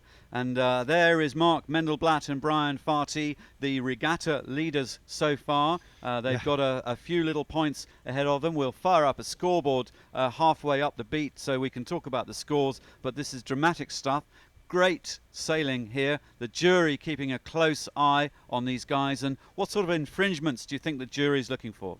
Well, obviously, any type of contact is going to be something they're going to want to litigate. But these guys, like I said earlier, they know what they're doing. There's not a lot of contact going upwind. There's not a lot of stuff that you can do that's wrong. So they're just probably keeping a good eye and having a good source of entertainment, getting nice close to the marks. And here we see Eivind Melleby with bow number 10, 10th ranked on the Star Sailors League. He's sailing with the American Mark Struby. Melleby, very sort of reserved guy, pretty cool Dane. You've sailed against him, Tyler, and in the Olympics and in the Stars. And what can you tell us about Eivind? Hey, we call him the Scanda Hooligan. The Scandinavian guys. Him and Petter, the guy he sailed in the Olympics with, were great guys to be with. Part of the flavor to the whole class. But here, with sailing with Mark Struby, these guys are a great team. And Eivind, look, he did really well in the laser class many years ago. I think something in the third in the European. So he's been doing really well, and he's just carried that on to the Star. Okay, now just chatting to Adam, our cameraman. Adam, I wonder if you could pull wide and just stay wide for us just for a moment. We will continue to watch Adam's shot, and when you've established your wide, we're going to fire up the overall scores here. All right, Tyler, after 4 races, these are the provisional results. Mendelblatt, Farty with a very respectable lead at the top of that leaderboard. 5 points clear of the defending champs Scheid and Prada on 10 points. And then a bunch up with third, Polgar and Coy on 11, with Loof and Ekstrom on 11th in 4th place. Freddie Loof and Ekstrom are going to be pretty happy to be in that position. Yeah, no, they've got to be comfortable with that. They got to be happy that for the long length of time they haven't sort of been together, that they're in the fight. But you also got a couple of the new guys coming in. But again, we still have a lot of racing to go. One bad race and that'll be shuffled. And these points are close. These points are definitely close. Well, okay, talking through the leaderboard now, Negri and Lambertenghi on 16 with Rohart and Ponceau 17 points, and then the Greeks Papathanasiou and Antonis Chotras 20. Scott and Milne up there in 8th position. Hey, the invited guests, the VIPs, Newcomer. and they're doing the best of all the VIPs, and that's a pretty stunning result. Last year in the Star Sailors League final, none of the invited VIPs got into that top 10. So right now, Scott and Milne are flying the flag for some of the Finn sailors and 470 sailors and laser sailors competing here. And there's Kuznierovic and Zicki from Poland in 9th, with Zarif and Bwerning up there in 10th. And that's pretty good. George Zarif, a young kid from Brazil, Finn sailing as well. So we have 2 VIP crews in that top 10. In there. Yeah, that's impressive. That's a good little group. I don't see we don't know the scores from 11 on through, so I'm sure those guys aren't too far behind. But if we had to go into the racing today for the top 10, this is what it would be. But impressive so far. Mendelblatt doing well, keeping it calm, keeping it easy, leading the board. Nicely done. Well, there is Mark Mendelblatt. He is in the running, and it looks to me, again, like he's playing the middle of the track going upwind. Yeah, he likes it in there. He doesn't want to get on the edges, keeping it simple, like I said before. And he's not leading the race right now, but I'm sure as we get to the top and the cone starts getting smaller, I bet you he'll be somewhere in the mix. So Rohart and Ponceau from France taking a real lefty and doing pretty well out of it on our Virtual Eye Extreme. This is a very accurate GPS positions from these guys, and it's measuring the distance from the lead line to the top mark, and it is very, very precise. But of course, we don't see here in our virtualized studio in the sailing club, we don't see the wind on the course. But out there on the racetrack, we have Loué Habib with the lovely Gemma Kerr, and Bob Fisher is on board, and I think Claude Bonani, the vice president of the Star class. They're all out there on our TV cat, a whole bunch of experts. But let's just jump over to Loué and just talk about wind and conditions and what you're seeing with your eyeballs, Loué. Yeah, the cloud formation over on Rose Island on the left-hand side of the course, as you look at it as they're going upwind, that's still significantly built up, but it looks like a very long ley line on the left-hand side. Looks like the left has paid. Over on the right-hand side, we've got Zabo and Natushi, and also Luke Patience and Jamie Bucket, and looks like they've really gone to Coffin Corner out here. I might be totally wrong, but it looks like the left has definitely paid on this beat. But it is such a concentration of boats over there on the left-hand side. And as you pointed out, Robert Scheidt, Bruno Prada up the middle, Mendelblatt and Fatty up the middle, and also Loof and Ekstrom up the middle. That's clearer air and possibly more breeze as well. There seems to be more white horses in the middle of the course.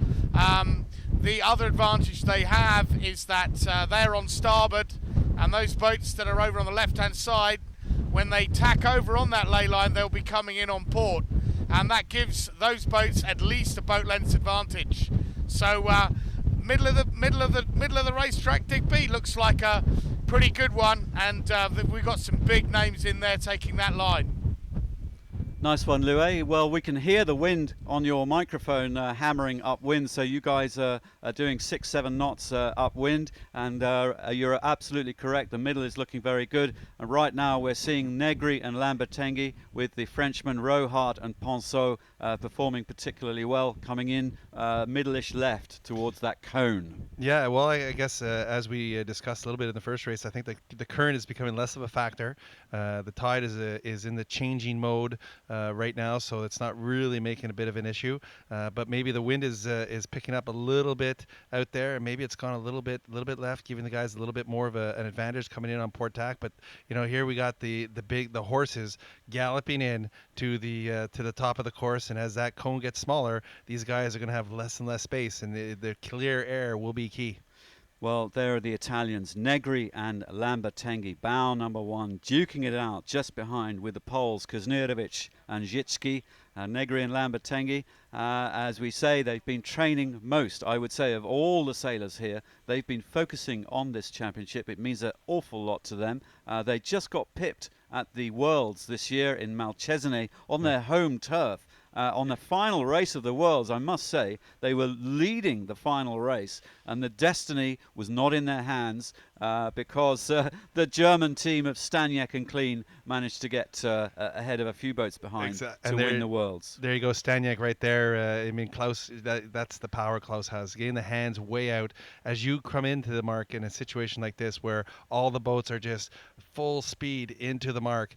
Any ounce that you can get further out as you reach just to get the boat a little bit flower, get every ounce of speed out of the boat is just going to give you a little bit more of an advantage, and maybe give you that one little bit inch, 2 inch a foot to cross the starboard tacker coming into the mark. Awesome. Well, Robert Staniek, the reigning world champ in the star class, he unfortunately is not sailing with his buddy, Fritjof Klein, Frida. Frida's got a bit of a knee tendon issue, well on the way to recovery. And I'm going to say this every single day of this championship. Our best wishes to you, Fritjof. We know you wanted to be here and you're gutted not to be, but I'm sure you'll be supporting your buddy, Robert Staniek, for a good result at this championship. And here, virtually, we can see the ley line coming up. They're about to head over, cross over onto starboard tack, and Rohard and Ponceau are looking really good, as are Negri and Lambertenghi. And Robert Scheid and Bruno Prada technically overstanding the line, but remember the wind's shifting a little bit, and it's not perfectly accurate, the ley line. But they looks like they're kind of overstanding quite a way, and there they go. They're tacking. And Scheid and Prada tacking, and we'll see them all tack. We'll just stay with virtual for a second before we rejoin our live camera. And Zebo and Natucci going, Rohard and Ponceau going, and Scott and Mill looks like they might have to duck Scheid and Prada. Yep, big duck there. Very sensible. Yep. Nicely done by Giles Scott and Stevie Milne.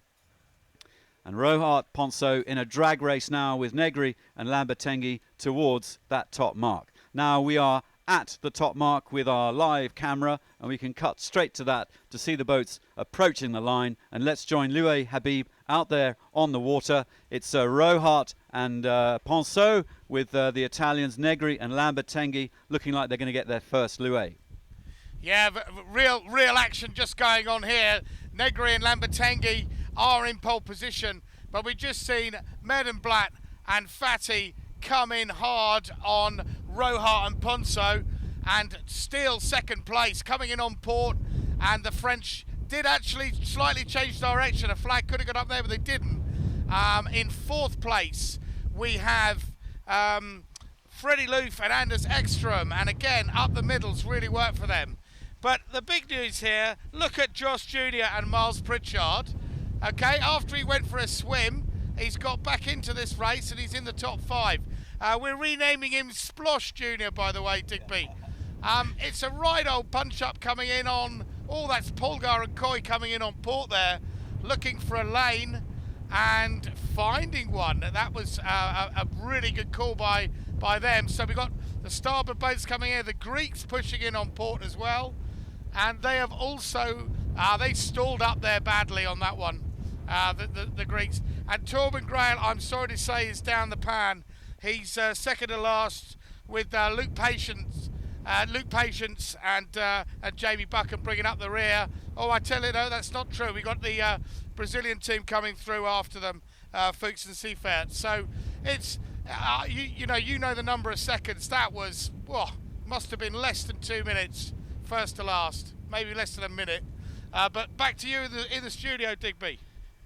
Thanks, Louis, and we're just watching the second half of the fleet piling around that Stratomark, and the Greeks in trouble. The Greeks had to duck, and they're just squeezing around, giving themselves a little bit of avoiding a collision there, I think, with the Brazilian 8391, which is George Zarif.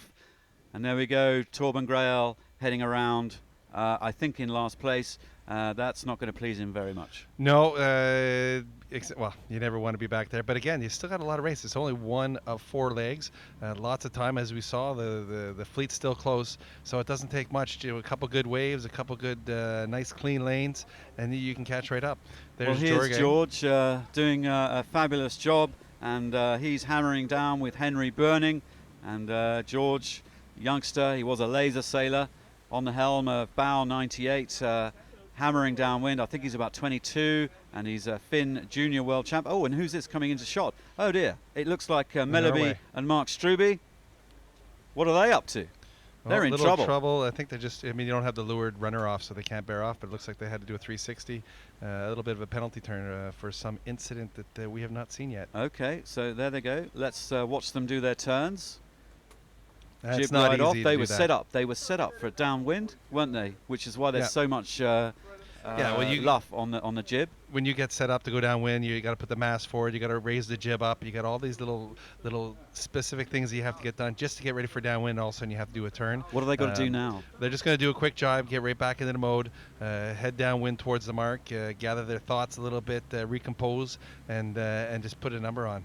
But if you're doing a maneuver like that, it's not easy, especially when the mast is forward and everything. Well, I mean, the mast was forward, and then they'd have to kind of bring the mast back, tack round, readjust everything, and there's a lot of string on these boats. Yeah, there is for sure. But Struby's a veteran of the class. He's been there 15, 20 years. He knows what to do, and having a guy like that in the front of the boat really helps that maneuver big time. Totally, and he's a rock, isn't he, Struby? Yeah, big guy. I mean, he's a gentle giant like Coy, but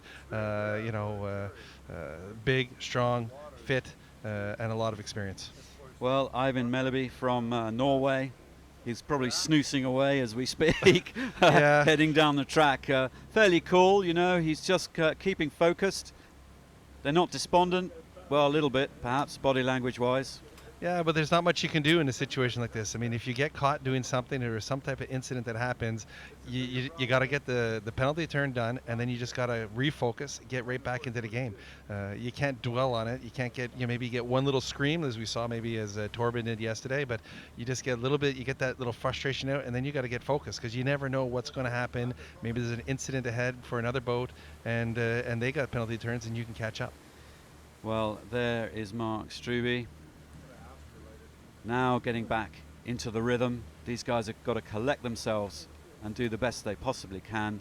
They're going down to the bottom mark, then they all come back up and back down. So there's a bit of racing left, bit of golf left in the hole. Yeah, well, for sure, and that's the sign of a really true competitor is being able to focus and get back into the game. Because I can tell you many times, and we have had an incident myself where if you just focus and put the good race together, you can catch up. And it's not catching up to be first. You just got to catch 5 more boats. And when you put the overall scores at the end of the week together for that qualification, it always comes down to 1 or 2 points, and right now is his chance to catch that 1 or 2 that's going to help him get into the qualifier.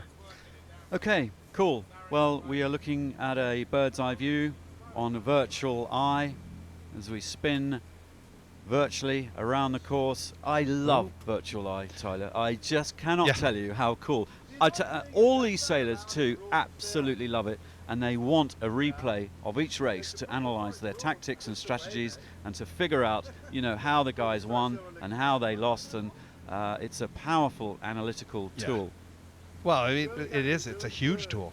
When you can see the track that you took, most of the time, I can tell you, you're surprised that did I actually go over there? You don't realize some of the things that actually happen out there, and this tracker gives you a perfect replay of the game, and you can find your little mistakes and what you can do to get going better tomorrow. Well, we have the honor and the pleasure and the good fortune to be commentating live on this race, race number 5. Just to recap and to refresh, if you've just tuned into this, we have a 4-day championship for the Star Sailors League final in Nassau in the Bahamas. Days 1, 2 and 3. We're on day 2 at the moment. They're racing 3 races per day, all 20 boats, and for day 4, 10 of those boats get wiped off. Yeah, well, you don't go home, but you get to enjoy maybe a little bit more of the sun and get to watch the real excitement. But exactly, if you're top 10, you got to keep going in the game, and that's when it really gets exciting. Absolutely. And I must just add that Paul Kayard, after the America's Cup campaign, he ran the Artemis Challenge for the San Francisco America's Cup, and obviously they had all those difficulties and the tragedy of losing a great star sailor and fin sailor, Bart Simpson. Paul came here, a little rusty, hadn't been in the Star, and he was, really quite shaken up, like the whole crew were of Artemis, and in fact the whole sailing world, in fact. But anyway, Paul came here, game on. He didn't make that top 10 cut. He's a little rusty. He got back in the Star following that poor result, and I think he stormed the Bacardi Cup and various other regattas just to kind of get his mojo back. But as he didn't make the top 10 cut, he jumped into our studio right here where we are, which is really cool, and gave some some of the best analysis I've ever heard on a racetrack. He's a class act, Paul Kayard. We're always talking about experience and track record. That guy's got a lot of experience. I think he won in almost '88 the World Championship, an Olympian himself, America's Cup. Lots of knowledge in that guy, lots of experience, and he always brings a tremendous amount to the table. And it's fun. I was listening to him last year as well, and it was a lot of fun and really interesting to listen to. Okay, well, we'll see who we get in the studio on Saturday. Unfortunately, it's not you, Tyler. You've got to get back to work. Well, work. I'm going to go down over to Miami and sail in an Etchell regatta. It's going to be a lot of fun. I'm sailing with a great guy, Marvin Beckman, and he's got some skill himself, former world champ. So it'll be nice to learn from him and have a good time and hopefully come home with a victory. It'll be tough for sure. They're great sailors in that class as well. Nice one, Tyler. Great to have you with us. Back to the racing. Here we go. Towards the front of the fleet, we are looking at Ivan Gaspic and Ante Sitchik from Croatia.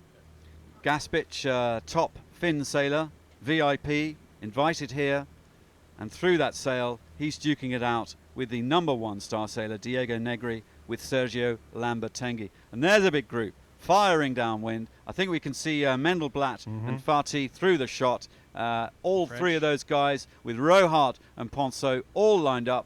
Fantastic shot. Here they go. This is the Star Sailors League in a picture.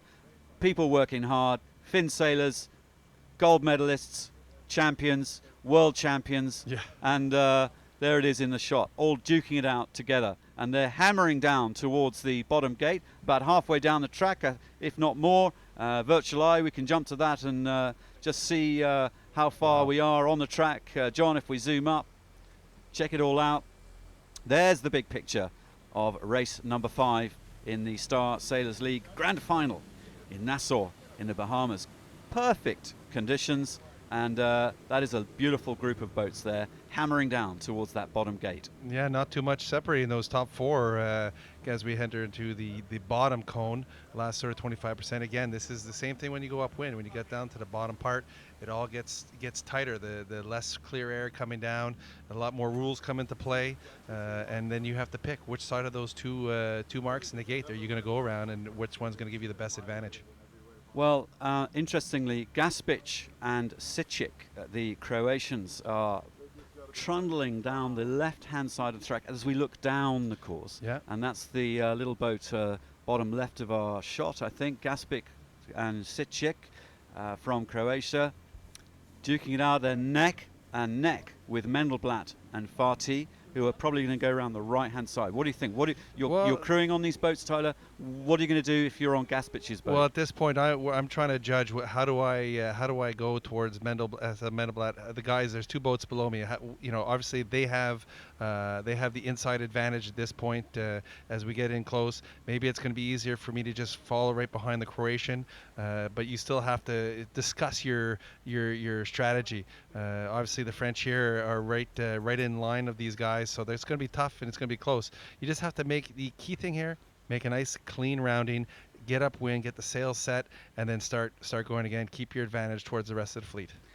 Well, intense concentration from these sailors. We're seeing in the same shot Mendelblatt and Rohart, the two skippers, really looking down. They're looking around, the crew's looking around, they're all figuring it out, and they're trying to plan ahead, aren't they, Tyler? You always have to. I mean, it's like chess. You got to be 2, 3, 4 moves ahead as you get in, because you have to get the pole down. You got to get the mast back. You got to get the jib down. You got to get the boat turning. All the lines have to come in. You don't want to lose a mast on a situation like this where you miss a race. So it's all pretty intense, but you got to be prepared. Okay, well, they're getting down towards the business end There we of go. the bottom gate. We're going to stay with the live shot. Adam, if you pull out a little bit for us, perhaps we can see the Croatians as well. They must be right down there. Yeah, Mark's probably. It looks like Gaspic he's, just behind, so Gaspic fell back. Simultaneous mark rounding with the French and the Nice. Americans and the Croatians right behind them, and just coming through the shot. That's a close mark rounding with the Italians Negri and Lambertenghi. Not much in it. Coming Nope. next through the line, Freddie Loof with Anders Ekstrom. And then it's Josh Jr. from New Zealand, There we go. Splosh Jr. as Splosh Louis Jr., calls him. well. And we're going to stay with our commentary just for a minute because we can see perfectly what's going on. Josh Jr. doing a great result. That's going to boost his confidence enormously. And there's Giles Giles Scott right behind him. coming through the shot, bow 97 with Stevie Milne. And they're coming round. And then the Brazilians, who is that? 98. George Zarif, also a guest. And he's right ahead of Torben Grael and Guillaume de Almeida. So a little Brazilian battle going on to the right of shot as the Germans go through. Johannes Polgar with Marcus Coy. And then 11, Emilios Papathanassiou and Antonis Chotras. And just beyond there, that's Marcelo Fuchs and Ronald Seifert going through. So still very bunched up, but rather an elegant rounding for the top four, I thought, and top two rounding that gate simultaneously. Yeah, no, it's impressive. I mean, obviously they're taking a little two-bit strategy. It could be even too if the race committee's doing a great job, and the whole idea is when they put these marks in, there shouldn't be an advantage. It should be pretty even. So you can get that once you're out there. But these guys, they're all set up. They're heading upwind. Now it's back into the strategy of upwind mode, hiking hard, get the sails in and get your lane. Well, fair play. That's a good comment. Sharon Burke is the principal race officer, a charming lady, and she's setting a really good track out here. Now, Louis witnessed that whole mark rounding, and I'm sorry we didn't come to you, Louis, but it was pretty good in vision. What did you notice, Louis? Well, just looking at Gaspic and Sitic, the Croatian pair, jumping up to second place, that was all in the kinetics downwind. You know, they are two top-class fin sailors, and they were absolutely working that boat, and it paid good dividends. Interestingly, just behind them, Freddie Loof with Ekstrom there. This is the first time they've been allowed to do this pumping in the Star. You know, normally it's not allowed, and their technique totally different to the two Croatians, who in the fin class know how to pump. And I tell you what, those Croatians are dynamite quick downwind, and I wouldn't mind betting they make the cut. But as you say, all credit to the race office here, because as Bob Fisher put it, they're spread out like melted butter across the course. So it's a very, very even course going up on the last beat of race 5, Digby. Thank you, Louis. And just to let Adam, our cameraman, know, we're looking at virtual eye at the moment. I know you guys are going to be repositioning, moving your boat further up the racetrack. We'll pick you up in just a moment. So Adam, take a minute's break as you reposition. We're going to look at virtual eye across the fleet, spread like butter. Spread like butter. Yeah, well, they are pretty well spread out. Seeing the poles over on the left, and all the way Junior, who had a great rounding at the bottom mark, all the way to the right. So it is spread out, which is nice because it gives them a lot more lanes, as we mentioned earlier, so they can have clear and just charge up like horses up the track. But Mendelblatt still doing really well, keeping the top lane going. Rohart doing really well. The Croatians staying within the game. It's tight, and these guys, they're not giving an inch.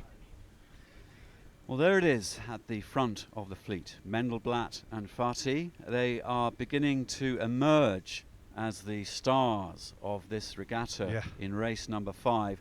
There are 9 races, remember, for what we call the qualifiers, the round robins, to make that top 10 cut. And here's a wrinkle that they've added this year, which is the winner of this round robin, the first 9 races, gets an automatic pass to the semi-final. So that means that if Mendelblatt and Fati maintain this awesome form and stay at the top of the leaderboard and win the first 3 days racing, they can have a little bit of breather. They can let the rest of the fleet duke it out in the quarterfinals, those 10 boats, and then they can rejoin with the 7 boats for the semi-finals. Quite a nice little bonus, that. So you know, if they can maintain their form, these are the guys at the top of the leaderboard. They're sailing beautifully. They're tactically smooth, and there they are again in the middle of the track. Yeah. What's interesting is you get to any event. Sometimes it becomes your week. And you just get into a rhythm that you find that the boat's just always nicely tuned. It's always going through the water well. You're communicating with your crew without even talking. And it seems to me that Mendelblatt and Fati have found this sort of nice touch. 2 days in, they're going really well. And yeah, like you say, if they can get that by, it's just another little bit of rest. And who knows what happens in those elimination rounds. It's new, and you know, dominating a regatta like this, having a great score going into this sort of playoff, so to speak, or elimination round, all of a sudden it doesn't matter how well you did all week. You make one mistake, boom, you're gone, you're eliminated, and you take that sail in, and you're not going on. So it's interesting how this will play out. But for sure, at this point, dominating is the 2 Americans, Mendelblatt and Fati. Okay, well, our camera just repositioning up the course. We'll stay with Virtual Eye just for a minute, and it's quite interesting. I just wanted to chat a little bit about the run-up to this regatta, Tyler, because some of these guys have come early and put a few days training in, particularly the 470 and Finn and laser sailors. But Mark Mendelblatt, he's busy. He's got a lot of other stuff on. He flew in at the last minute. He let his crew do all the work. Brian was on his own, patiently setting up their boat, and Mark, rock star-like, flew in at the last minute for the opening ceremony, and look at him, Bosch, leading. Yeah, well, Brian's a great crew, and he's a great representative of the PICA organization, and he's not the only one that does that. It's pretty fair game like that in the star class a lot of times. But as a crew, we know how to take care of the boats. We know what the skippers want. They're all a little temperamental sometimes. You need to know what makes them tick, and a lot of times they don't want to deal with the technicalities of putting the boat together. That's what one job that the crews are really good at. We have a lot of fun with that aspect. A lot of us get into events before our skippers and putting the boats together, and we have a lot of fun with it. It's an incredibly important part of the star class boat, getting everything very precise, making sure all the ring dings are taped up nice, the mast is tuned properly, all the little aspects, all the small details that go into making this thing really cook up wind and fly downwind. The crews, we take care of that, and that's why we have the PICA organization to help us go through.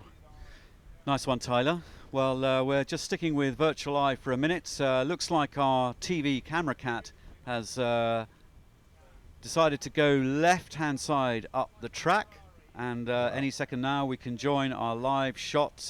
There's Scheid and Prada in that little bunch heading left up the track. Mendelblatt and Fati, Loof and Ekstrom right behind them, and Mendelblatt and Fati just, they're running away with it right now, and we can join our live shots and just see the pictures from the water.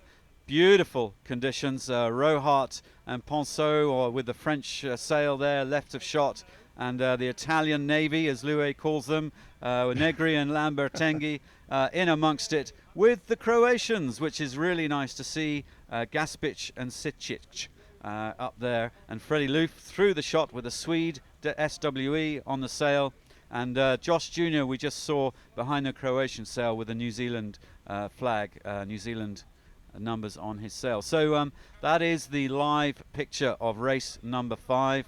Mendelblatt is a little bit further up the track leading, And we're Off looking at Xavier Rohart and Pierre-Alexis Ponceau, les Yeah. Français. Les You speak Français, French, mais don't oui, you, je Tyler? parle beaucoup français. Je viens de Montréal. C'est tout français là. Ah.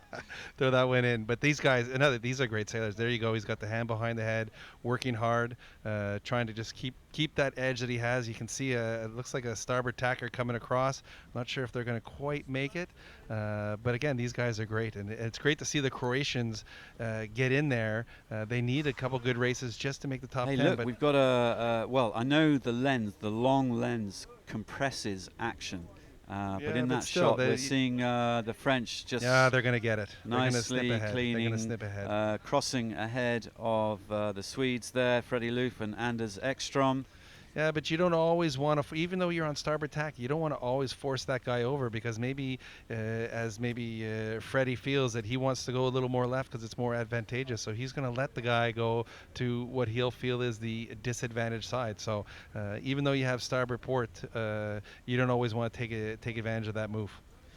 Well, there is Mendelblatt and Farty leading this regatta, and I'm just for our viewers at home, or if they're taking a little cheeky look at work, and I hope they are. Yeah, you know, for I sure. really hope they are.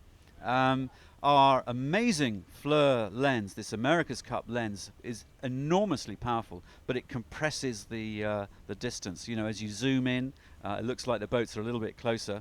But we can cut very quickly to virtual eye, and that gives you a kind of idea of the distances. So slightly deceptive. We have to live with it. It's pretty That's cool, all right. but we're all right with it.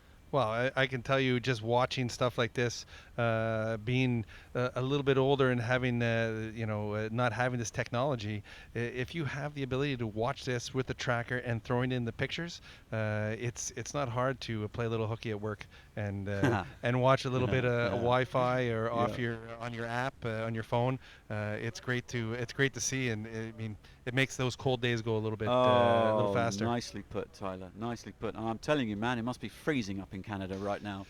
Yeah, it's getting there for sure. I left without some snow, but doing a little Skype with my family today, I saw a little bit of white stuff covering the ground, but that just makes Christmas that much more exciting. The kids love it, and you have some warm clothes, it's not too bad. Well, it's probably raining in England as we speak. It normally is, and of course we love that. But we're looking at Xavier Rohart, Pierre-Alexis Ponceau taking on Brian Farty and Mark Mendelblatt. And there they are in the same shot, 1 and 2 in this race. Good on the French. I know Xavier, one of the founders of the Star Sailors League, he was a little disappointed at the end of yesterday. He's a perfectionist. Yeah, he is. I mean, you don't win as many championships as he has in multiple classes, not being a perfectionist. But again, the one thing I love about the Frenchman is his calmness. He's always laughing. He's always smiling. Even if he has a bad day, yeah, he's disappointed, but he's still a lot of fun to be around. He's easy to joke with, and inside he's just going to come back the next day, put the same effort forward, and then boom. He's at the top of the leaderboard, winning some races, getting good results, and always being that true competitor, and it's a lot of fun. Well, outside of star sailing and the Star Sailors League, Xavier Rohart is coaching the French Olympic 49er fleet. I saw Xavier in Santander at the ISAF Worlds there, and his French team were doing pretty okay. So whatever Xavier is doing with those guys, it's obviously paying off. And there in our shot to the right of screen, New Zealand, Josh Jr. with Miles Pritchard. Miles from the Bahamas, a great local sailor, and we're really chuffed. Last year we didn't have a Bahamian sailor, and the Star Sailors League has made a huge effort to get a Bahamian involved, and we have Miles. Yeah, well, Miles hasn't really been on the radar, so to speak, as crews go. He lives in San Diego some time of the year, and he's got his place here in Bahamas. But when word got out that he was available and interested in being a part of this SSL final, there was no question. Bring him in. This guy's good. He's got some talent. He was in the Worlds in San Diego a couple years ago. He knows the boat. And when you bring in a newcomer, VIP, having a guy of his knowledge to come in, it's going to help him. And obviously, he's doing a great job because there's Junior in the fight. Josh Jr.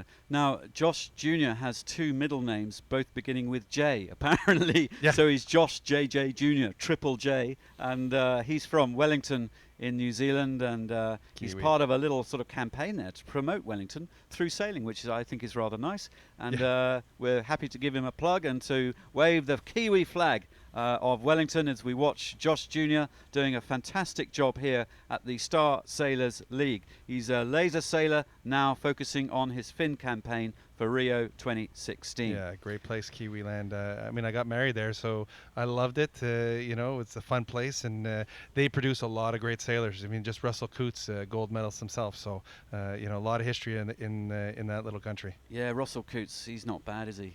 No, he's got a little, he's got a little pedigree to the guy for Yeah. sure. You know, all those America's Cups and an Olympian. You know, maybe one day he'll come as a VIP. That'd be a great little. That you would know. be awesome. That would Just a really be little awesome. throwing it out Hey, there. Russell Coots. Yo, Russell, let's get our studio camera on for a sec. Yeah. Russ, hey man, come to the Star Sailors Yeah, League. yeah, bring Craig next Monk as year. his crew, Yeah, bring know? Craig. Come on, bring it on. I think you'd love it. You'd absolutely love it. It's nice weather down here. Great sailing. I know you've got a lot on, but big up to the America's Cup. They're going to be in Bermuda, which is pretty cool. We're Another loving great that. place. That's almost as nice as the Bahamas. Yeah, well, I've been there too, doing some sailing, and that's a fantastic place. A lot of great sailors there. Pete Bromby, star sailor extraordinaire. He's got a lot of great results in the class. So I mean, if you wanted to bring him, he'd be a great VIP as well. All right, big association between the America's Cup and the Star class. You know, a lot of Star sailors just have gone traditionally when the America's Cup were in their monohulls and their anyway, whatever. the monohulls. IACC? Yeah, that's the one. Version 5s and all that kind of Yeah, jazz. Hey, did you know, I used to film off the back of those boats. I did it for about 2 years. Some Good of the fun. best fun I've had in my entire life. And I was there on all of those 2006, 2007, all the boats, filming off the back with the legends like Ian Percy and Bart Simpson and all the rest of them, and including, actually, I can't remember if Russell was on board Alinghi. No, I don't think he was. No, my brother was though. I had my brother. Yeah, he was one of the grinders of Alinghi. After he finished the Olympics in 2000, he got the call with the fellow Canadian Curtis Blewett, I believe, and you know, lo and behold, comes home with the cup. So I was pretty. We were pretty proud of him at that point. Okay, good stuff. Well, we're yakking away as the boats get towards that top mark. We can rejoin Loué Habib out on the water. Sorry for a little gossip there, Loué, getting a little off-piste from the Star Sailors League. But we have three good races. We're in the business end of race number 5 towards the top mark. They'll have one more leg to go, and we can join our live camera and Loué Habib out there on the water. Loué, Mark Mendelblatt seems to have this one in the bag. Yes, he certainly does, Digby. He's about 4 boat lengths to the mark at the moment, and way ahead there. Rohart and Ponso are hanging on at the moment to second place. It was beautiful watching Rohart steering that boat upwind in that leg. He was just gliding up there. Amazing ability of the man. Freddie Loof and his partner Anders Ekstrom are looking pretty good, but the Italians Negri Lambertenghi at the moment look like they're in 3rd spot. Loué, Yeah. may I just interrupt for 1 sec? Shield your microphone because we can hear the wind on it. Okay. Yeah. And crack sure. on. So Mendelblatt, round the mark. Yeah, Mendelblatt round the mark first. He's got probably 2-3 boat lengths on second place Rohart and Ponso. So a very good upwind leg there from Splat and Fatty. I'm told that Mendelblatt is often called. So there you go. They're leading this race and they're having an absolute glamour today. 3rd place is Negri and Lambertenghi, and those three are going to get away in pretty clear air from the chasing pack behind, which is led by the Croatians. The Croatians definitely punching above their weight in the Star Sailors League. 2 very good Finn sailors. At the moment, we don't have any incidents at the top mark. The Polish team again came in on port, but didn't clatter anybody today. It's pretty difficult to see all the sail numbers from this angle, but I think that's Scheidt and Prada taking a wide line around Staniek and Ollison, and then ducking back inside. Yeah, Robert Scheidt back in, must be about 7th place, something like that. And then, yeah, we got Josh Jr. and Miles Pritchard. They're having a great race today after the early dip this morning. So no real instance to the top mark. Breeze is still up, Digby. I'd say probably 15 to 20 knots at the top of the course here. But back to you for this last leg in race 6. Yeah, it's looking good. The teams are close. It's great to see the Croatians maintaining their position on the course. Josh Jr. still fighting it along. It's impressive. And here comes boats around the mark. Looks like it could be Torben. That was Torben there with Szabo. George Szabo, and then Augie Diaz. We haven't spoken much about Augie. He's not in the top 10 at the moment. Fierce competitor. He's sailing with Edoardo Natucci from Italy, and he still has a little bit of time left to climb into that top 10. There's Ivan Melaby. They've managed to claim a few scalps from their earlier 360s. The Greek Navy going around there. Papathanasiou and Chotras with Marcelo Fuchs and Ronald Seafoot, bow number 12 coming through. And then Luke Patience and Jamie Buchan. Luke, the silver medalist in the 470 with Jamie Buchan, and from the USA. And nice story about Luke and Jamie. Actually, they're connected by ancestry, by genealogy. That's a good word. I won't try to get. Yeah, that's the one. 5 generations ago, and when Luke Patience was invited here, he cast around in amongst the star sailing fraternity, and up popped Jamie Buchan, and they discovered that they were related. And Jamie's ancestors, about 5 generations ago, left Scotland for the USA. Well, and that's not a bad lineage to come from in the star sailing when you have Bill Buchan, gold medalist in '84.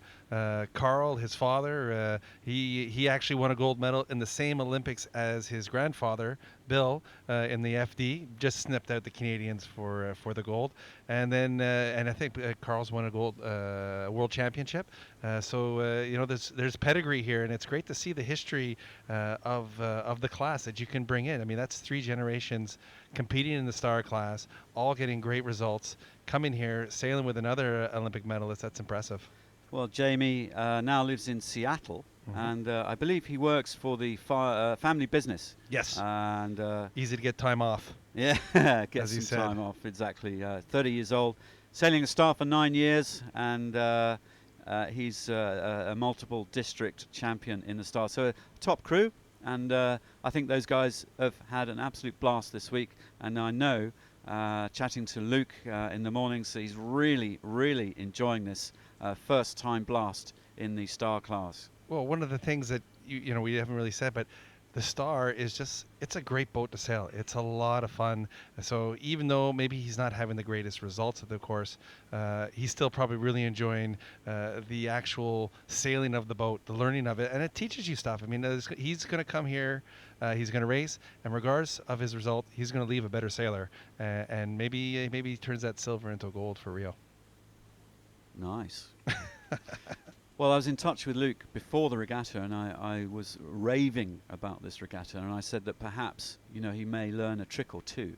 And I think we should ask him, you know, at the end of tomorrow, just, you know, have you learned any new moves from sailing this boat? Because, you know, it's the beauty of sailing. If you jump from boat to boat, from dinghies to keel boats, from dinghies to offshore, you're going to pick up tricks and learn stuff from everybody. It's the beauty of the sport, and it's so varied. But we're collecting some of these champions in this almost champion of champion Battle of the Superstars. Battle of the Superstars, and let's look at some superstars within our shot. We're back with Adam. We're looking at Freddie Loof and Anders Ekstrom firing down. They're going to be delighted. In the same picture are the Croatians, Gaspic and Sicic, doing really well on that Croatian boat, and they are throwing that boat all over the place. Yeah, I think that's one thing these guys, I mean, there's two different approaches. You see Anders and Freddie being a little smoother, a little calmer, a little more experienced. These guys, they're just going to use brute strength and make this thing go. And if you watch these guys, the crew, he's probably going to be doing dances right up to the front. The skipper from the fin, he knows how to pump. He's got the strength to pull that main in 100 times a leg. Getting tired, but he's a tough guy. You know, all fin sailors, they don't come weak. They come strong and they come tough. You can't sail that boat otherwise. He is a tough guy, and he's doing pretty well in the fin class this year. Second at the Worlds, second at the World Cup, Olympic World Cup event, and he's got his guns firmly set on a medal for Rio in 2016, and probably wouldn't bet against him, would you? No, well, you know, it's interesting because we have the net, because of all the stuff that we can follow these guys worldwide constantly. And I've seen his name for at least the last 8 years, up always near the leaderboard, if not on the leaderboard, a player. And it's great to see, you know, him come here and put his talents on display. And obviously he's doing a good job this one. I tell you what, he's also a very cool guy. Talking about Gaspich there, he's a cool guy, deep voice, big guy, and very engaging, very charismatic.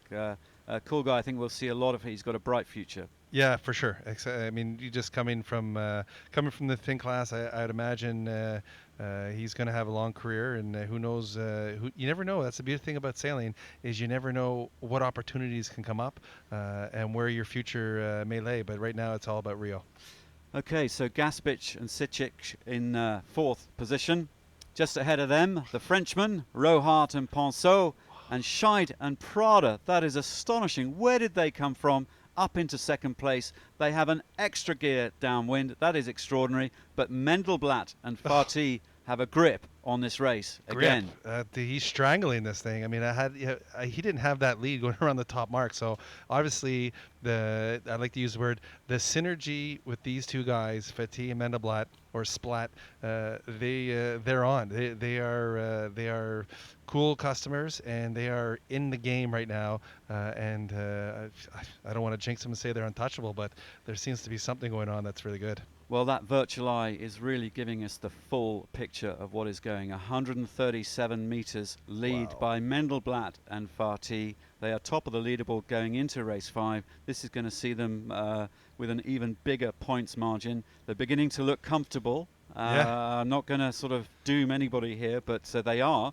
We're beginning to see a shape to this championship in race number 5. We have one more race today, which is going to be cool. 3 more races tomorrow. Yeah. And we do hope you stick with us. And then it's the grand final of the grand final on Saturday with 3 races, 10 boats, then 7 boats, then 4 boats. And that cutting, comes from the sailors. It wasn't an organizer's idea. It came from Xavier and a bunch of his buddies. Yeah. And they thought, well, let's do that. And they kind of based it on ATP tennis tournaments. That's how they like it. So we're going through the round robins and the qualifiers into a quarter-final, semi-final and final scenario. And I have to tell you, last year I thought the final, 4 boats, what are we going to say over 4 boats, have 4 boats trundling around the track. It was fascinating. It was close racing. They started having to use a bit of match racing tactics, and we had a lot to talk about, and we could really analyze what they were doing, and it kind of simplified almost the story to the extent where we could get incredibly analytical. And I rather enjoyed it. Well, I mean, when you have $20,000 on the line in the last race, there's not going to be much resting. You're not going to sit there. You're not going to stop until you get to the finish line, because each position is several $1,000s, and that's what the biggest difference of this event is that that's what's new. It's exciting. There's elimination. There's a lot on the line. It's not just a title. I mean, there's beautiful prizes. There's nice trophies and all that kind of stuff. But for these guys, going home with that bonus, it'll relieve you some way, whether it's equipment, Christmas, whatever it is. It really adds excitement, and this is, I mean, look at all these guys. They're here for one reason. Streaming down towards the finish of race number 5, Mark Mendelblatt and Brian Farty with 150 meters lead over the Frenchman, Rohart and Ponceau. And then Robert Scheid and Bruno Prada, the defending champions, in third place in race 5, followed by the Croatians Gaspich and Sitchik. And Negri and Lambertengi in 5th consistent. They're doing well. I think they're playing conservative game here. And then Loof and Ekstrom duking it out with the Poles, Kuznierovic and Zicki. And have a look at that. 8th position, Giles Scott, one of the VIPs in 8th, 7th. He's duking it out. Be interesting to see. Each one of those place gains or losses could make a big difference to making that top 10 cut. Yep. Well, I mean, it always comes down in the end when you look at the scoreboard and your events sort of coming to a close, and you're like, "Ooh, I need a point here, a point there." It's that you never give up attitude, and I think all these guys have it out here for sure, and they're not going to let it. They're not going to let it slide whatsoever. No, they're not cruising to the finish. No. No. They are Well, maybe battling Mendelblatt, to the but, very bitter end. So we can cut to our live shot now and see Fatih, Brian, and Mark Mendelblatt Smooth. catching another race win. Mark just relaxing a little bit, you know. Well, he's These got to save his guys energy. are in. They've put the cruise control on now, Tyler. Just passing the bottom gate mark. Oh, that's the line. Bingo. Crossing the line. Thank you very much. Stay with them, Adam. Let's just see if they celebrate or stay with Mark Mendelblatt. Are we going to see any high fives? This is pretty cool. This is very cool. Well, I think Business as usual. Business as usual. They're gonna stay calm. Everything's going well. Let's not go too crazy. They know they just won by a whole bunch of meters, hundreds of meters, in fact. So they're feeling good about themselves. They know it goes without saying. They know things are going well.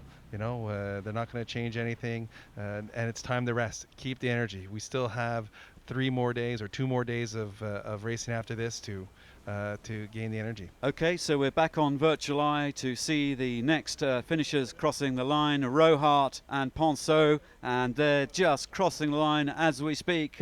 Lovely result for Xavier Rohart, Pierre Alexis Ponceau, and a fantastic photo finish there between the Croatians and Scheid and Prada. I could not see who won that. We can flick to Virtual Eye very quickly, and who got it? Gaspic and Prada.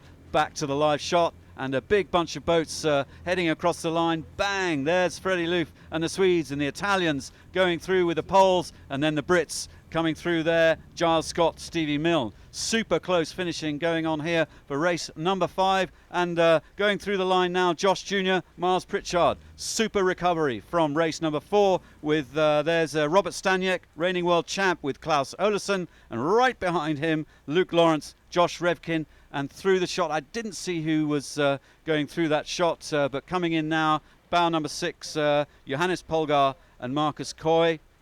They're getting through there. If we flick back to virtual, I missed a boat going through. Staniak, Zarif and Björning. Sorry, I missed them. And then back to the live shot, and we'll see some of the other guys coming through. There's Grail and De Almeida just through the line. Great result for them. They had a bad day yesterday, but they're beginning to pick up pace, beginning to get into the groove. Torben Grail not been in the class for a very long time, and he's beginning to get his mojo back as the rest of the fleet come piling through the finish line. And it's so close here. Look at that. Nearest shot, there's the Greeks going through, and right with them, Marcelo Fuchs, Ronald Seifert, and I can't see through Seifert's, who is that? Luke Patience. Well done, Luke. Good man. Yeah, that was another great race. Tight. It's just, other than having Mendelblatt go take such a lead, the rest of the gang, it's all real tight. And what's interesting is, even though Mark won the race by such a good amount, it's only 1 point ahead of the guy in second. So it doesn't make a huge difference. You're not based on time, you're based on points, so it keeps it close. But that's fantastic.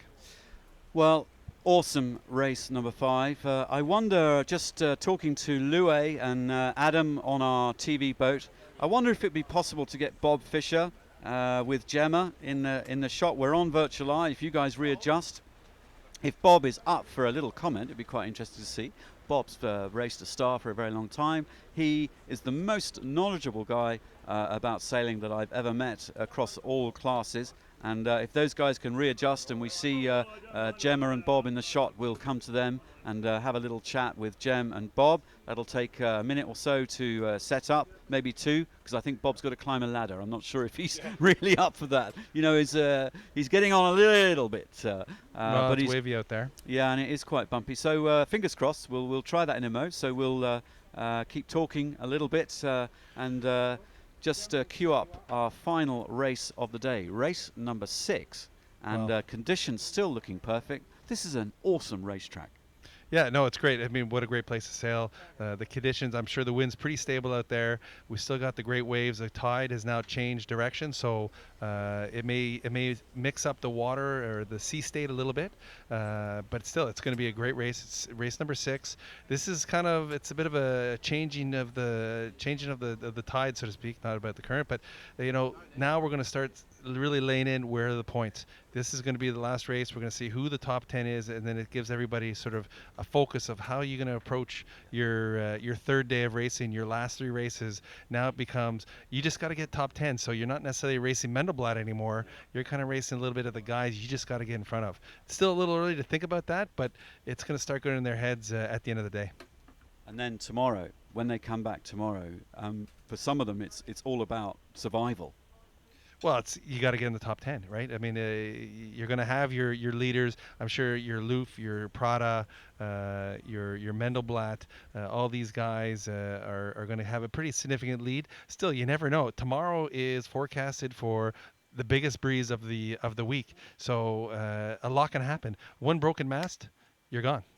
So I mean, there's still going to be a lot of drama possible, a lot of important work for the crew to make sure they keep the stick upright and all that kind of stuff. But you're gonna want to have a score sheet on your board, on your boat. You're gonna want to pay attention to that, and you're gonna be conscious of who you're sailing around all day long. Well, we were recording some 20 knots on the committee boat before the start of this race, and halfway through the race. And Louis was estimating about 15 on the racetrack in the middle, perhaps, which sounds about right. And we can see our beauty shot there of the beautiful sailing club out to sea. All the racing is to the right of shot to the eastern part of the island. And you can see the palm trees blowing around and the flags blowing. And it's looking good. Now, in our picture on the TV Cat, we have none other than Gemma Kerr, who is sitting with Mr. Bob Fisher, the very man himself. And Bob is one of the most respected sailing journalists in the history of sailing journalism. I've had a great pleasure of working with Bob a great deal. Gemma and Bob getting a little RF breakup. I think that's the Cat just manoeuvring and spinning around, and the structure of the Cat itself blocking our RF signal. Actually, the racetrack is miles away. It's much further than they said. They said it was going to be 5 miles away, but some 7 miles out. Yeah, no, it's a good. So it's a quite good a track. technical challenge for us to get the picture via our relay link back into this little room here. Well, it's impressive. I think it's the first time for me to really see the intricacies of all the stuff that's going on here with the virtual tracker, the virtual eye, wires all over the place, things in the parking lot to get the signal. I mean, it's quite a production. It's an impressive production to get this stuff organized. What you're not seeing on the camera is all the gubbins and the wires firing out of everywhere. But now we have Bob and Gemma back. Gemma, can you hear us? I can hear you loud and clear, Digby. Can you hear me? Yeah, all good, Bob? Yes, I can hear you, Digby. Anything you want to know? So, Gemma, you far away. Talk to Bob. Tell us, Yeah, give us some... Absolutely. Something that I'd like to know is what you make of the Star Sailors League final, the format of the racing, the calibre of the fleet. What do you make of it? I think it's a great spectacle, if nothing else. But I can see, deep in, that there is a real reason to put these guys up against each other and keep them, everyone's got their own bits to shout about, but, this probably would bring it down to the shouting order is well established. However, bragging rights are bragging rights, but, the racing is sensational. And talking of bragging rights, I think yesterday we were quite surprised by some of the results that we saw. Torben Grail, for example, and then some of the young guns coming up, Giles Scott and people like that. So what do you make of those performances? Well, you've got to give the young their head, and this is the best place to give them their head. They're up against some of the real gnarled and hardened star sailors from way back, and some of those are not proving to be as quick as they once thought they were. I'm looking now, just passing behind this boat, at a man I used to uphold as one of the greatest, Torben Grail. 5 Olympic medals, you don't get those easily. And he is scratching around in some some problems. Yesterday he had a keel problem. There was some delamination on the keel, and he put in 3 DFLs. So that's a lot of points to try and get back. But he's got to start off with 219 points in his scoreline. Well, 38 points and still trying to get into the top 10. That's going to be difficult for Torben Grail. But this is what this is all about. This is the young trying to get at the older, and let's see how they do. And just one final question. What do you think the fleet's learnt from their first day of racing yesterday that they've been able to bring forward to today? The who? The fleet. What do you think they've learnt from yesterday? Oh, I don't know what the older guys haven't learned a great deal, but they're probably learning among the older guys, finding out how to work these boats with in the waves a lot more than they ever were allowed to do before this series. And the fin sailors, of course, know how to do that because they're allowed to do it all the time. And I think this is beginning to show. And certainly, some of the early results of what I call the tyros in this are particularly good. We're seeing the Croatian pair finish way up in this now, and I mean that's pretty good. And Giles Scott, the Finn World Champion, he's hanging around there, and I think he'll make the top 10. So this is what it's all about. Indeed, it's fascinating stuff. Absolutely fascinating. Give me plenty of this. I can do with this every day. I know that we're having a lot of fun sitting here in a catamaran watching the racing, but I don't know how things look for you, Digby, back in the studio. Thank you, Bob and Gemma. Well, I can tell you we've just heard from the race committee we've got about 8 minutes towards the next warning signal, so we're going to stay live streaming. I'm here with Tyler Bjorn. Really cool to hear Bob Fish and his opinions. Honestly, he's written a book about the America's Cup, and he's been to more Olympics than I've had hot dinners. And Bob is really an expert journalist in this sport. He's kind of dedicated his life into covering sailing, the Whitbread race, then the Volvo race, which it became, the America's Cup, all the Olympics, and then all the several hundred classes that sail, and all the world champions. And sailing is, to me, it's a great sport. It's better than football. Well, nice. Well, you know what? I have to agree. I mean, I enjoy watching the football and soccer as well. But I mean, when you come to sailing, it's such an amazing sport, and being when we talked about being at home and with the families, and I do a lot of the hockey games with my kids, and the parents are always asking me about the sport, and all of a sudden it's one of those things where I don't shut up about it because there's so many really nice aspects, the places you get to travel, the venues you get to sail in, the people you get to meet. I mean, how many sports do you have? How many countries do we have here? Just alone 12 countries. I mean, you go to all the other events, you get to talk and meet so many people from so many different countries, cultures, the history that you have with either the Olympics or the America's Cup. I mean, it's such a great, and what it teaches you as an individual, whether it, how many sports do you have where you have so many variables into play, whether it's the wind, the waves, the current, the heat, the cold, the culture, the food that you have to eat in the venues. I mean, there's so many things. It's incredibly interesting, and I love it. I really do. Okay, well, Andy, our vision mixer, sitting next to me and doing a great job. Andy, good man. You're right. It's been a hard day for him with our live stream. Here are the results. Mark Mendelblatt and Brian Farty, 6 points. As we say, they're getting a grip on this championship. Robert Scheidt, Bruno Prada in second place, 14 points from Brazil. And there are the Swedes. Freddie Loof with Anders Ekstrom. Anders persuading Freddie to get back on board, get the band back together, yes, and sir. there they are in third position overall. That is astonishing. Rohart and Ponceau, the Frenchman, up there, 19 points in fourth place, and Polgar and Coy from Germany, 20 points. Then the Italian Navy, Negri and Lambertenghi. They're in there in the top 10 comfortably. 28 points just behind them in seventh. Probably the surprise of the entire regatta so far. Giles Scott with Stevie Milne in seventh place, 28 points. And then the Poles, Kuznierovic and Zicki, another Finn sailor, Kuznierovic there on 29 points. And then Zarif and Werning. Zarif, another VIP guest here and doing extremely well. And Gashbich and Shicic in 10th. So really an interesting leaderboard, that, Tyler. Well, the first thing that catches my eye is the Croatians now slipping into the top 10. That's pretty. We haven't talked about them a lot throughout the first 2 days, and now they're right in there in the hunt. The Brazilian was there as well, and then of course the newcomers, Scott and Milne. I'm not surprised about Scott. As soon as I heard he was coming, my sense was he was going to be a player right away. Well, so 7th, 8th, 9th, and 10th, all guest sailors, VIP sailors. Yeah. And now I'm just being indicated that we have 5 minutes towards the warning signal for the next race. Now we have a little bit of, let's have a little VT clip.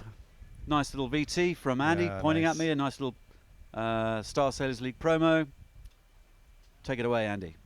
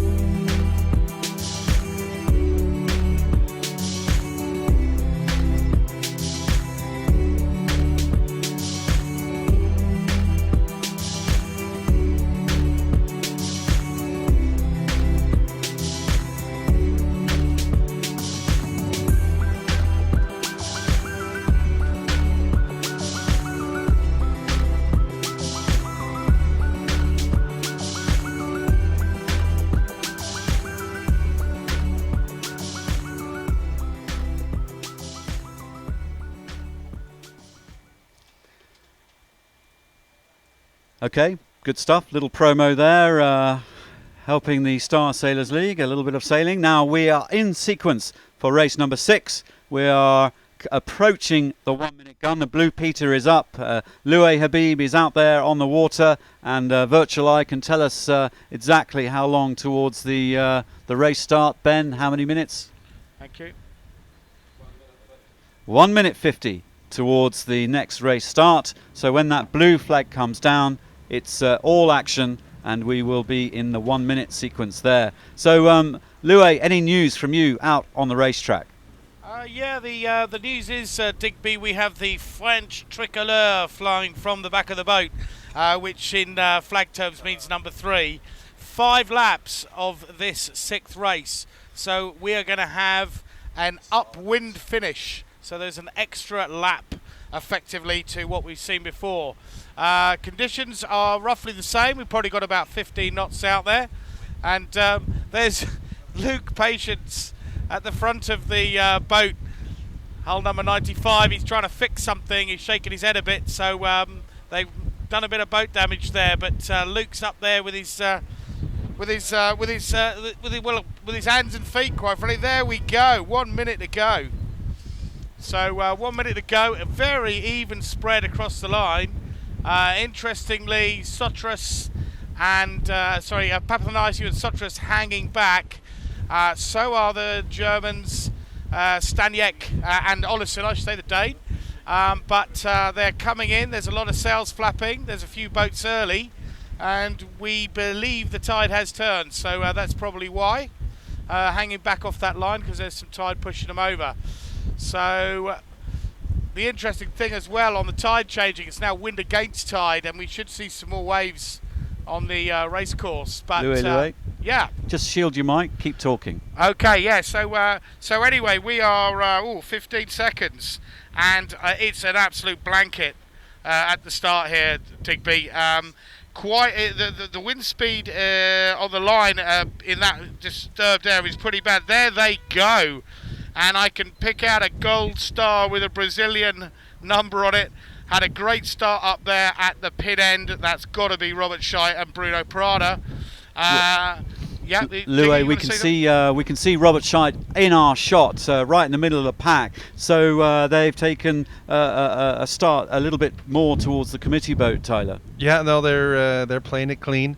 Again, looking for that lane. You can see Bruno flex out as far as he can, hands behind the head, reaching out, getting it flat. It looks like he's got some great height, creating a little more room for him to rumble below. It's pretty perfect start. All right, sorry to cut in there, Louis, but Robert Scheidt off to an absolutely blinding start in the middle of the pack, just poking his nose out. And there's Freddie Loof from Sweden, hull bow 99, with the Swedish SWE on his sail, and he's heading out to the right-hand side of the track. The jury just keeping an eye on things and keeping clear. I think actually that was a photo boat in the middle of the race course. Well, there you go. Promo. There you go. Promo. Why not? But here's Robert Scheidt, bow on bow with Johannes Polgar, and there is Torben Grael, bow number 16 as well in that shot, and also George Zarif and Henry Buerning. So Wow. that is 3 Brazilian boats in our shot there. We can see the bows just ploughing through the water, and Scheidt and Prada getting into their rhythm. And I tell you what, Tyler, how does Robert Scheidt manage to find a little bit of space to get a little bit of clean wind? How on earth do you do that? Well, that's part of being the magic man. A guy of his skill, they always have. Xavier was that same way. Some guys are really good starters as well. It's a skill that you hone over years and years and thousands of starts. So the guy, he's got tremendous amount of experience controlling the boat on the line, making sure that he's always got a little bit of space just to put the bow down, accelerate. He's developed that skill, and as a fellow competitor, sometimes there's an intimidation factor. A guy like Scheidt's near you, you want to be careful, and maybe he takes you a little off your game.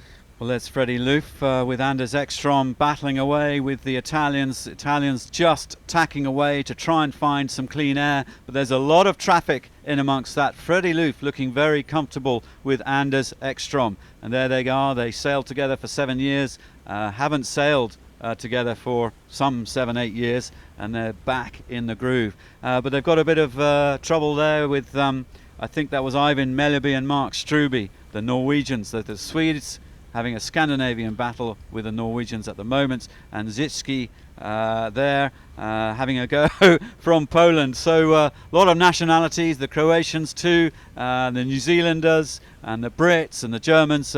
Big national turnout here, and there they go, smashing up wind in fantastic conditions for a much longer race. Yeah, no, that's going to be 5 legs, so we're going to finish up wind, which brings the tactics and the chess game just a little bit longer. But I think also these guys, they're starting to get to know who they're really fighting against, how the points are starting to shape up. They know that they've got to beat a certain amount of boats to sort of get closer to that top 10. So it'll be interesting to see how that fight goes. Well, Tyler, we're going to have a virtual replay of the start. I was interested in Robert Scheidt and Bruno Prada, and we can cut to a replay from 2 minutes before the start, and we're just going to watch Robert Scheidt and just see what he does. There's the pin end, and we're going to follow Robert. We can speed it up a little bit, John, and just see what Robert gets up to, how he finds that clean lane. I'm really interested. You can talk us through it. Well, I Tyler. mean, you want to get a little deeper in the box, so you have a little bit of a runway towards the line. He's obviously got a good idea of how much time distance he needs to get to the line. Right now, they're just sort of jockeying position. They know where they want to be. He's probably sitting there going, okay, I want to be in the top third of the line. I want to be able to get to the right. So he's going to find his space. And as you come through on port, you're going to look for your lane. He's going to find it here. He sees Mendelblatt right there. Boom, he's going to get in there. Both of them wanted that spot. That was Mellerby and Strube. Yeah, so now he's got his spot. Now you're just fighting your way. You're going to try and hold your spot. The boats to windward, they got to keep out like the Polish right here, Oh, the he's American. he's bowing up, isn't Yeah. he? Nudging Yeah, he's the just poles gonna, out the way. Exactly. Get And out you of notice he's got the room down low, so he has enough room. The VIP, no, he's not going to mess. A certain amount of respect. Look but at you his don't wanna look mess at his there. bow up. Yeah, and now he's in full control. He's got lots of room downwind. Now he can rumble, bear off, hit the line at 0, full speed. He's got his lane. Picture perfect.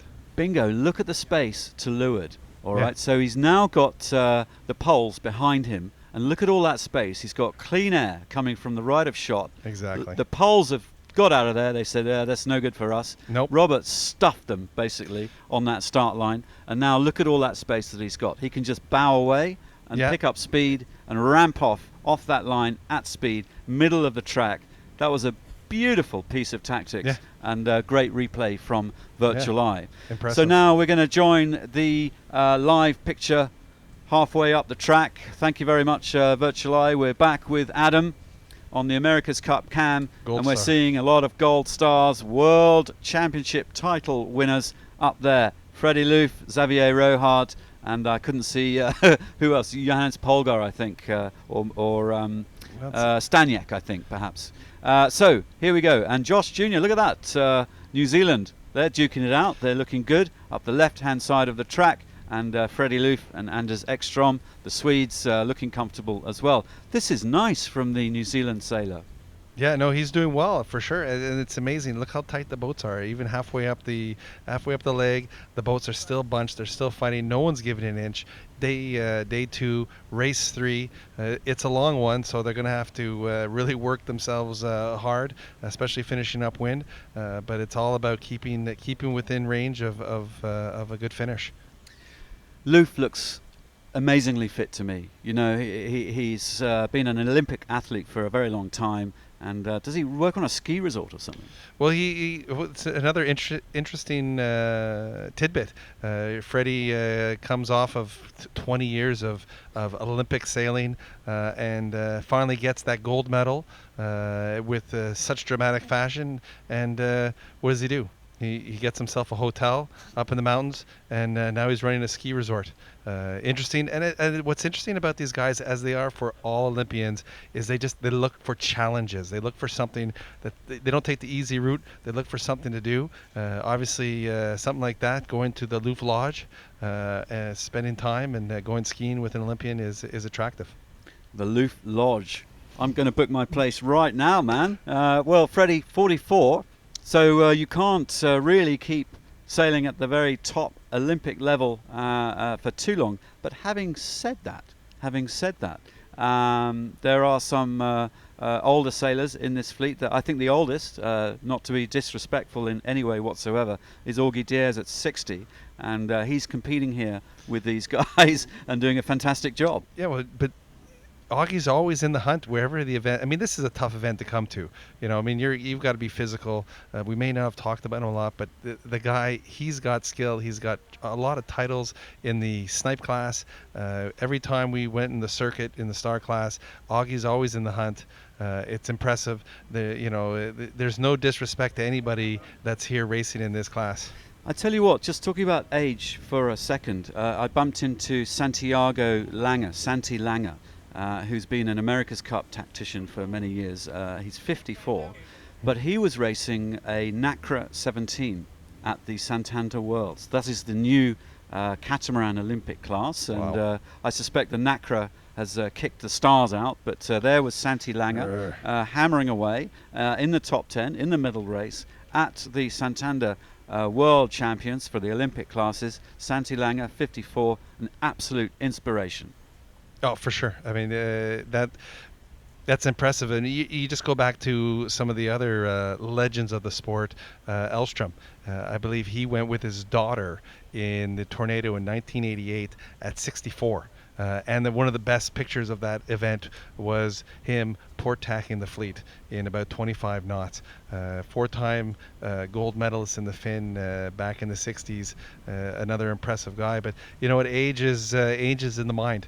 You know, I mean, we as we get older, we try and stay fitter. You got the gym, and you got to go out there, and loose, not giving up.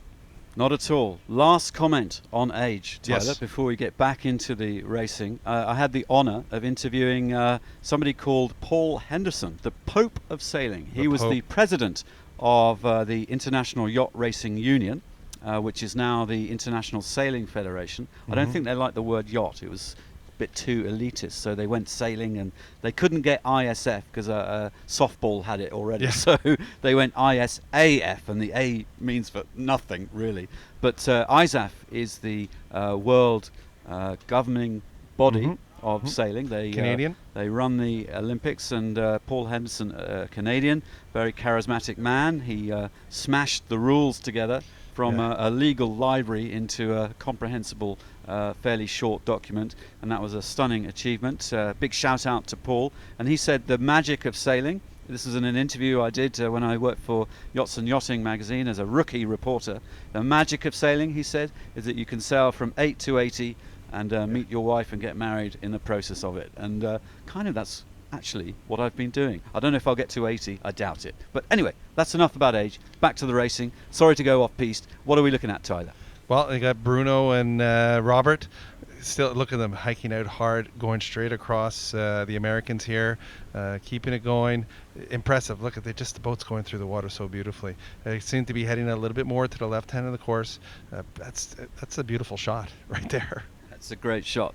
We're talking with Tyler Bjorn here in the Nassau Yacht Club. Tyler, ex-Canadian Olympic representative, and you competed at this regatta last time round. And who did you have with you? I had another Kiwi. Andy Maloney was a VIP. Came in, it wasn't much different. Came in with 1 day to spare, hot off the circuit. Great laser sailor. So we got in. We didn't get a chance to train much, but right off the bat, he did well. He was calm. He was confident. He knew how to sail. But these guys have got so much skill as either a dinghy sailor of laser or fin. The transition and the way to come in, it's pretty easy. And I sailed a lot of stars in my life, so I coached them up as best I could, and we had a great time, and we almost made the cut. Fair enough. 11th, I believe. Yeah, it was close. It was close. Okay, now Tyler, we're getting to the business end of leg number 1, towards the top mark. We're just going to stay with virtual just for a second, and we're seeing George Zarif and Burning there, just on the ley line for that mark, and what a great result for them. Polgar and Coy are going to be coming over from port tack. The Brazilians on starboard tack, 10 meters advantage to the Germans. Will they be able to cross? We don't know. Perhaps they're going to have to duck. If they can squeeze in, that'll see the Germans around that top mark. And behind them, Scheid and Prada in the mix, with Mendelblatt and Fati in third place, right in the middle. Where are the Americans, Mendelblatt and Fati? They're in the middle. I don't know. Yeah. They're always in the middle. Scheid and Prada just ducking behind Mendelblatt and Fati. And here to the bottom of shot, we've got George Szabo and Ed Natucci. Just heading up above the ley line. Scheid and Prada having to cross behind the youngster Zarif and Björning, and Polgar and Coy just getting ahead of the youngster Zarif and Björning. And we can now join our live shot, live camera on the water, and there we are. We're looking right at Mark Mendelblatt and Brian Fati pulling wide, and we'll see the mark any second now. The jury boat getting pretty excited down there. Jury boats in our shot, but that's absolutely okay. So it's the Germans, Polgar and Coy, hammering around that mark. Young Brazilians right in there. And the young Brazilians right behind them, George Zarif and Henry Björning. That's a great result for those guys. That's first and second place around that top mark. And let's see who's third. Was it Scheid? No, Mendelblatt and Fati. Fantastic. And then right behind them, Torben. Torben Grail picking up his game, and he'll be pleased with that. And right behind him is Scheid and Prada. And then I believe we are seeing George Szabo, who we've not talked about very much. He's out of the top 10 right now, but he's leading the Freddie Loof and Anders Ekstrom, with the Italians coming around just behind them, Negri and Lambertenghi, and the Croatians Gašpić and Sičić just behind them. Back to Lue out on the water. It's a beautiful shot. We're looking down towards the spreader mark, Lue, and a lot of boats out there. Yeah, absolutely, Digby. The boats coming in on port had nowhere to go, just a wall of boats on starboard. And Giles Scott got completely chicken winged up at that top mark and had to turn round and do it again. No foul, but there was just nowhere for him to go. But yeah, interesting to see Medenblatt and Fatty's tactics there. They came in on the right-hand side of the course and tacked and basically went for Scheid and Prada and crossed in front of them. But probably the story at the end there was the young Brazilian team of Zarif and Boning, and they went all the way out to the right-hand side at the end of that beat and looked like they got an advantage. So all to play for, but remember, you know, this is going to be a very tiring race for these teams. They've been out here. They left the dock about 9:30 this morning. So, you know, this is going to be about stamina, resilience, just as much as skill and expertise. But we'll see how they go on this downwind leg. Scheid took the right-hand side as we went downwind, which is, you know, into clearer air. It'd be interesting to see if he goes that way. But Medenblatt and Fatty look on fire downwind. So it'll be really interesting to see how this pans out, Digby. Wow, it's going really nice here, and that's close, and it's great to see the youngsters. Obviously, a little bit of, as Luis mentions, the stamina. These guys seem to have a race 3 gift when they come up. So I think some of their stamina, some of their youthfulness, at the end of the day, it'll be interesting to see how this plays out. But the Brazilians seem to be very strong here, top 3 in the top 5. It'll be interesting to see how they can play that one out. Well, Louis, sorry I didn't come back to you there. I was just being told that we have lost the tracker of Freddie Loof. These trackers have been on for quite a long time. They have a limited battery life. So on our leaderboard we're seeing 19 boats, but Freddie Loof is up there in amongst around 5th or so. I'm not quite sure. We'll figure it out when we go back to our live shot. So Louis, keep an eye on Freddie Loof and Anders Ekstrom, and let us know how they're getting on. Have they just appeared again? Oh, boom, as if like magic, they've managed to reset something, and Loof is back in the game, the virtual game, as if by magic. Well done, John, over there, and Ben, thank you for that. And we're back with the live shot, and there we are, seeing Mark, who are we seeing there? Luke Lawrence, I beg your pardon, with Josh Revkin. Luke, one of 2 youngsters, I think they're both 24, and there they are, powering downwind in the same breeze as George Zarif and Henry Bjoning. Haven't really talked very much about Josh, Luke and Josh, but there they are, young Americans, both graduates, hammering away there. Well, it's not hard to be out of the picture when you have the competition like this. But these guys are good sailors. Like, you know, coming into this event in Miami, they won their sort of warm-up event. So you know, they had a little practice and they did well. Well, Luke Steering is in fact the J24 World Champ this year, and Finn Junior World Champ, only American ever to do that. So fair play, and these guys are good buddies, and away they go, hammering downwind on leg 2 of 5 for race number 6 of the Star Sailors League. And we're local time, we're just after 2 p.m. in the afternoon. This is the final race of the day, and we have 9 races of the qualifiers almost to make that top 10 cut, and this is race number 6. So when they come back out to play tomorrow, back on the track, they'll have 3 more races to make that top 10 cut. But the championship is beginning to take shape, I would say, Tyler. Yeah, no, it's going to be an important day tomorrow. And with the conditions expected, it'll be windy. It's supposed to be windier. It's a pretty tight. I'm sure it's pretty tight scores going on when we see the whole thing fall into place at the end of the day. But when you see, just watching this, we got some close racing today, and they've been out there for 5 hours now in the heat, the sun, the wind, the water. I'm sure some of these guys are pretty tired. Their muscles getting a little tight, but they're not even close to halfway through this race. They still got a little bit more to go, so it's gonna be fun to watch this one go. Okay, so Virtual Eye giving us the big picture, and we're moving up towards the front of the fleet virtually, and we can see that the Germans are still leading this race, number 6, with Scheid and Prada and Zarif and Björning duking it out for second position. Mendelblatt and Fati comfortably in 4th place. That's going to cement their position at the top of the leaderboard, barring any disasters, and I guess they're going to be fairly conservative in this last race. Just keep clean, don't get into any scrapes, and maintain their position at the top of the leaderboard. Mendelblatt and Fati beginning to look superb. Yeah, they've got some synergy. They've got some type of magic this week for sure coming together here. But you know what? I know they're not going to. They still want to win. They still want to get that better result. So I don't think they're going to let Scheid or Zarif or even Polgar get too far ahead.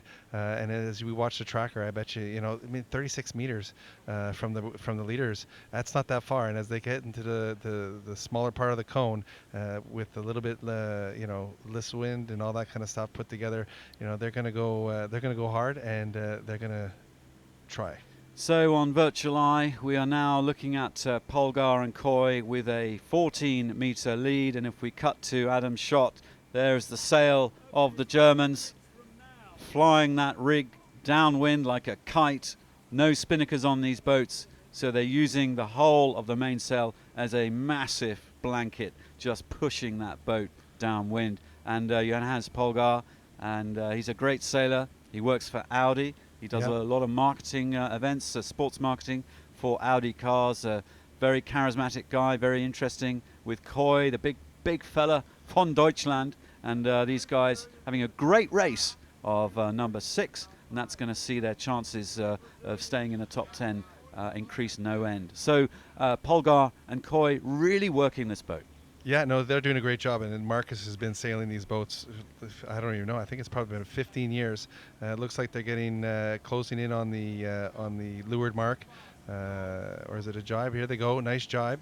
I think they have a little bit of a lead, but still, fine crew work here.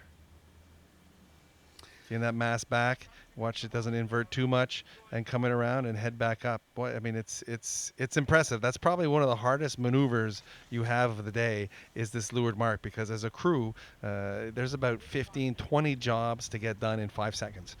So you have to be prepped, and it's one after the other. You have to follow a sequence, as well as turning the boat and not getting caught up in any sort of rule infringement. Scheid and Prada going round beautifully up there with Mendelblatt and Fati. And who is the gold star? That's Grail, isn't it? Yeah. Torben Grail.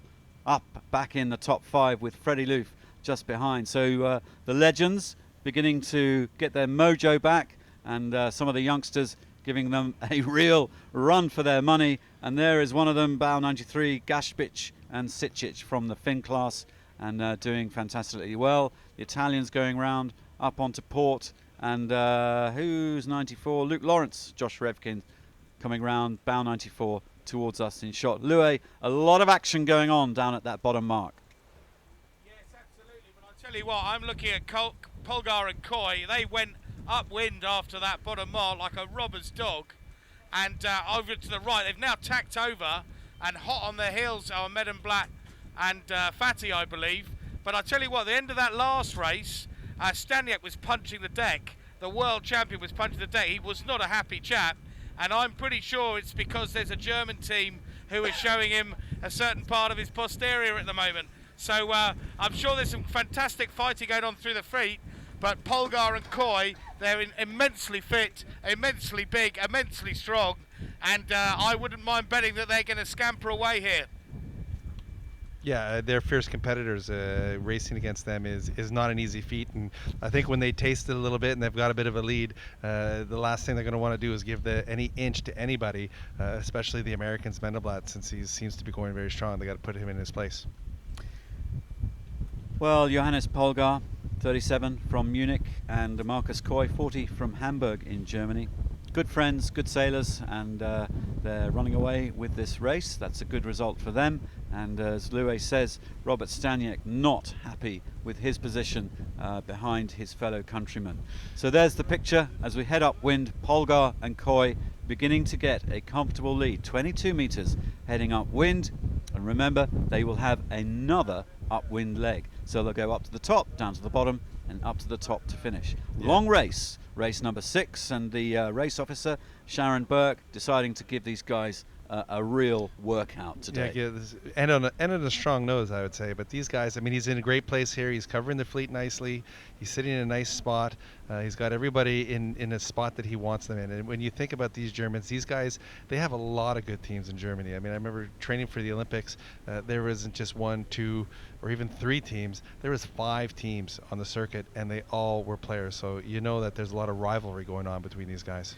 Well, Johannes Polgar was 5th at the SSS finals last year, which is a pretty decent result. He just missed the top 4, and he's done 5 Star World Champs. He's been racing a Star since 2009, and he was 10th at this year's Star Worlds in Malcesine on Lake Garda in Italy. So pleasing result for the Germans as they smash upwind, and the sea state beginning to build up a little bit there, and these guys absolutely flying around the track. I'm not sure that we're in mast breaking territory, but having said that, that's the voice of doom, I think. Well, you know, it doesn't take much to be in that sort of spot of mast breaking. It's all about the crew and what they can handle.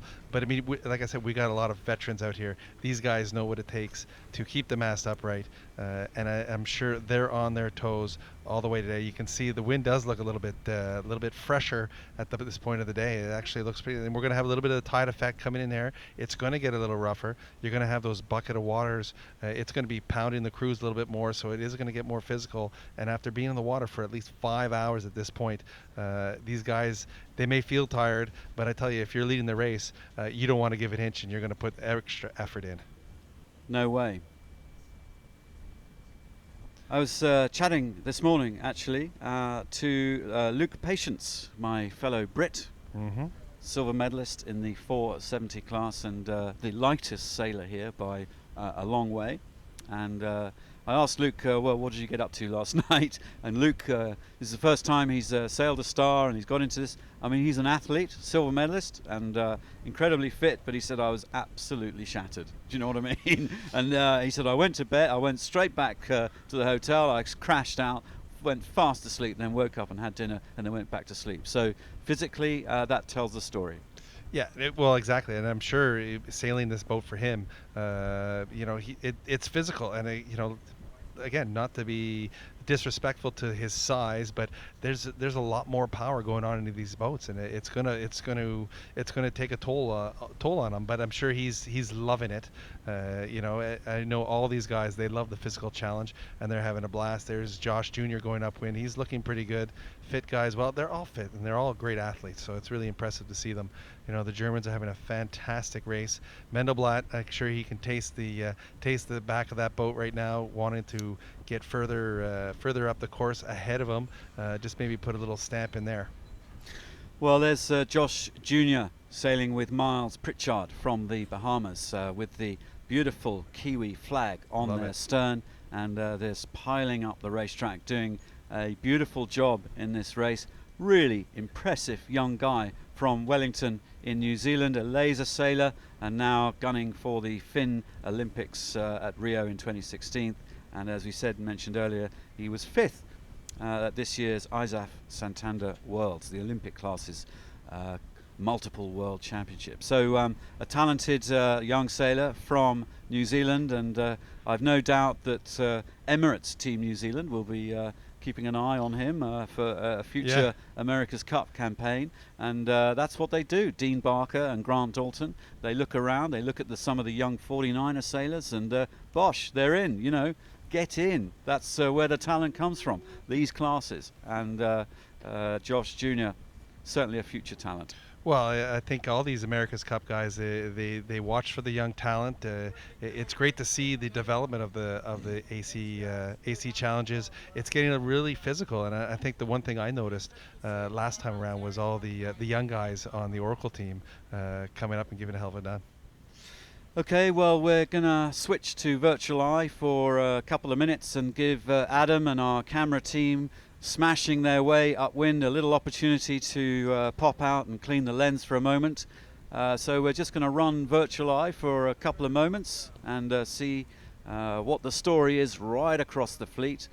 And the big picture halfway up the beat is that Polgar and Coy are maintaining their grip on race number 6 of the Star Sailors League final in 2014 in Nassau in the Bahamas.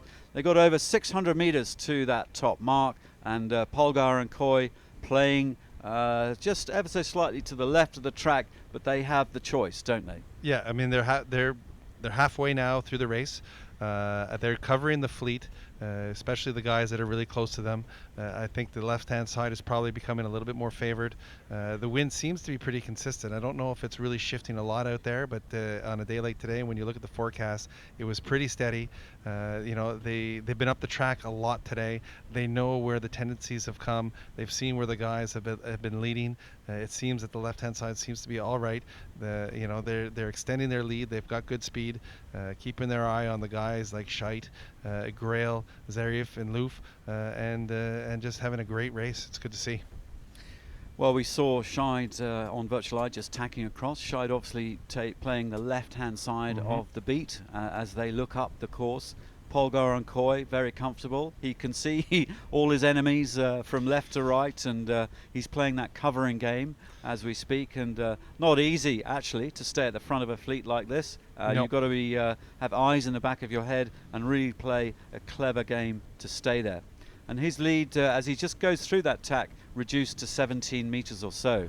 We're looking at Junior and Pritchard at the bottom of our screen, Grail and De Almeida also playing the left-hand side, with Gaspic and Sitchich right behind them. Scheid and Prada just coming up towards Loof and Ekstrom. I think the Brazilians, Scheid and Prada, will comfortably cross ahead. We can see in Virtual Eye if they, I think it's they're clear. Close, but they're clear ahead, and good on them, well judged. So Scheid keeping Freddie Loof and Anders Ekstrom behind him. Zabo and Natucci are in the middle of that pack there. Negri and Lambertenghi just behind them, the Italians. Negri and Lambertenghi in 10th position.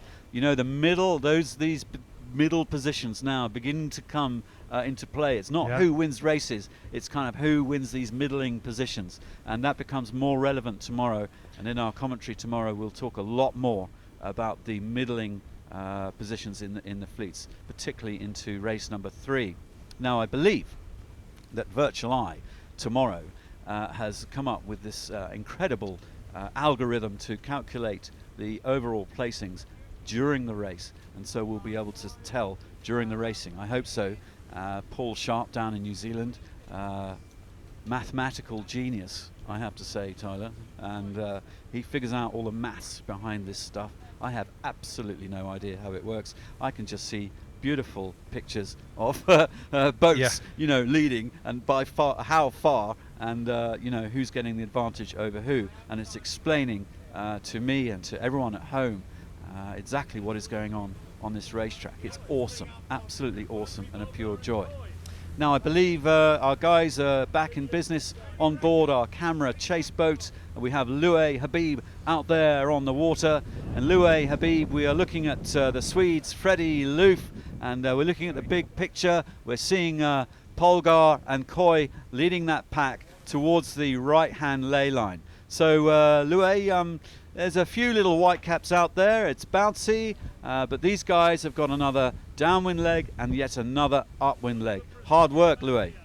Yeah, it's more than bouncy, Digby. We've got some fairly big waves now, and it looks like we've had another lefty, and the 3 Brazilians went up the left-hand side, and it was Zarif and Boning ahead of Scheidt and Prada, and also Grail and Almeida. Now that order wouldn't often happen, but they look like they got a lift on the left, and Polgar did get ahead of Zarif as they crossed, but I think Polgar's hold on to it here, but I wouldn't mind betting that Zarif and Boning have made a big jump up in that leg. We're just approaching the top mark now. I tell you how bumpy it is, all the camera equipment sliding around. It's got to be up to near 20 knots of breeze now, Digby, and we're just watching the approach here. And yeah, the Germans have got, I don't know, probably about 2 or 3 boat lengths lead, and that does look like Zarif and Boning have got up into second spot. That's looks like Medemblatt and Fatty as well. They're pushing at Zarif at the moment. Oh, that was close, but Zarif has just got it. He's into second position, and I think that is Medemblatt and Fatty in third. So fantastic race here for Polgar and Coy, and we'll just see if there's any more incidents, but they're all coming in on port actually, but at the moment there's no incidents at the top mark, and yeah, I can confirm that is definitely Zarif and Boning in second place, with Medemblatt and Fatty third. So I wouldn't call it pedestrian, you could hardly call this pedestrian, but all pretty calm at the top mark. Digby, back to you in the studio. Well, Tyler, they're beginning to get a little bit of separation between these boats after, 3 legs, and they got 2 legs to go. Polgar and Coy leading the race, and there's Scheidt and Prada. Freddie Loof coming through, bow number 99 with Anders Ekstrom, looking good in that top 10. And right behind them, Torben Grail. He's going to be a little bit happier tonight, I think, and not give us such a hard time. It's fair enough, you know. And then George Zabo and Eduardo Natucci coming through our shop now, bow number 7. And they're chased by Maciej Kuznierewicz and Dominik Zicci from Poland, if I forgive my pronunciations. And here's 93, who's that? Ivan Gaspic and Ante Šicic from Croatia, up in the running. And they are followed by the Italians, Diego Negri and Sergio Lambertenghi, who did such a great job at the World Championship this year, but came second. Giles Scott right behind them with Stevie Milne, and then coming through Xavier Rohart, Pierre Alexis Ponceau, and they're followed by Marcelo Fuchs and Ronald Seifert. And there's Robert Staniek, the reigning world champ, in bow number 3. He's now sailing with Klaus Olesen. And Luke Lawrence there with Josh Revkin with their little green hats, very stylish, and Josh Jr. with Miles Pritchard going around almost simultaneously with Ivan Meleby and Mark Strube on the outside in bow 10. And here are the Greeks, Emilios Papathanasiou, Antonis Chostras, coming round towards the back of the fleet, and bringing up the back markers is Augie Diaz with Arnie Boltins. I think there's one more boat to come round. I'm not sure who that is. We'll see in a second. The Brit. I think that's Luke Patience, isn't it, with Jamie Buchan. It is indeed Luke Patience, the silver medalist, reigning silver medalist in the 470 fleet. So, you know, these guys, Luke, again, didn't arrive with any expectations. He's gaining incredible experience, and it's cool to see him here. Well, it is a great experience. It's a lot of fun. You have to take it for what it's worth. You know, it's a trip to Nassau. It's a chance to hobnob with some of the best. Enjoy a little bit of sunshine, great sailing. If you can take something home, you know, there's always a little bit of prize money for everybody. So it's a positive experience for sure. And if he gets invited back, I'm sure he will not say no. Okay, Louis, I guess you guys are going to start heading down towards the track, but any more news from you on the water? Yeah, I think it's worth pointing out that Luke Patience had a problem before the start of this race. He was on the bow fixing the head sail, so tough luck on him. But just watching him jibe around that top mark in 20 knots, Quite frankly, the boom nearly pulled him over. I mean, the incredible force, and that guy's probably one of the fittest guys on this race course. But to be only be 58 kilos is a massive disadvantage to him. So interestingly as well, we saw Giles Scott and also Josh Jr. jibe early. They were early jibers out to the left-hand side, so we'll see if that pays off. But the Brazilians have gone down the right-hand side. We've got 3 Brazilians in the top, 5 boats in this race, so that's pretty impressive for that country. That's really about it for the race course. It's breezy out here, and I'm sure there's going to be a few crews hanging out for these last 2 legs. Don't forget, we've got an upwind finish. The course is slightly shorter, by the way. It's about 0.8 of a mile rather than 1.2. But back to you in the studio. Thanks, Louis. Great stuff from the water.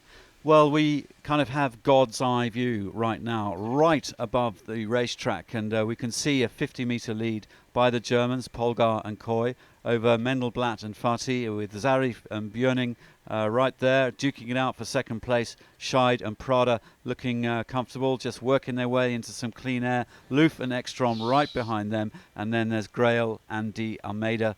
Quite a few gold medals in that shot, Olympic gold medals, and there we see them hammering down towards the bottom gate with one more leg to go. So they're on the leg number 4 with one more leg to go.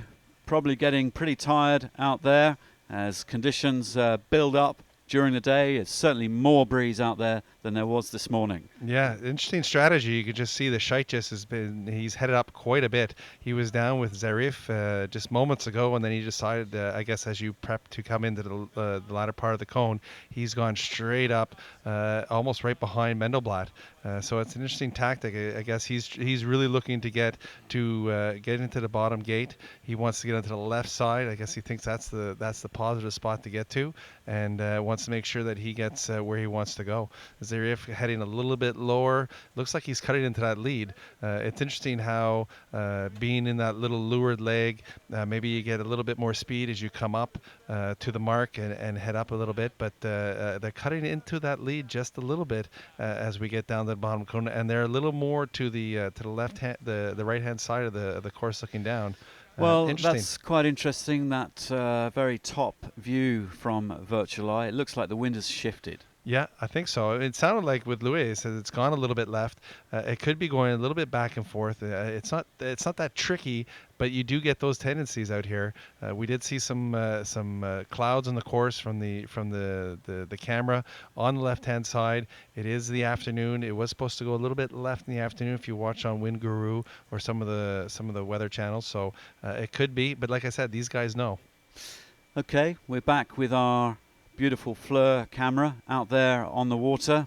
Back with Adam, looking at the boats barreling downwind, and there has been a wind shift, and all the guys are pretty much going to make this on their port tack all the way down to the gate pretty much, and there they go, throwing that boat.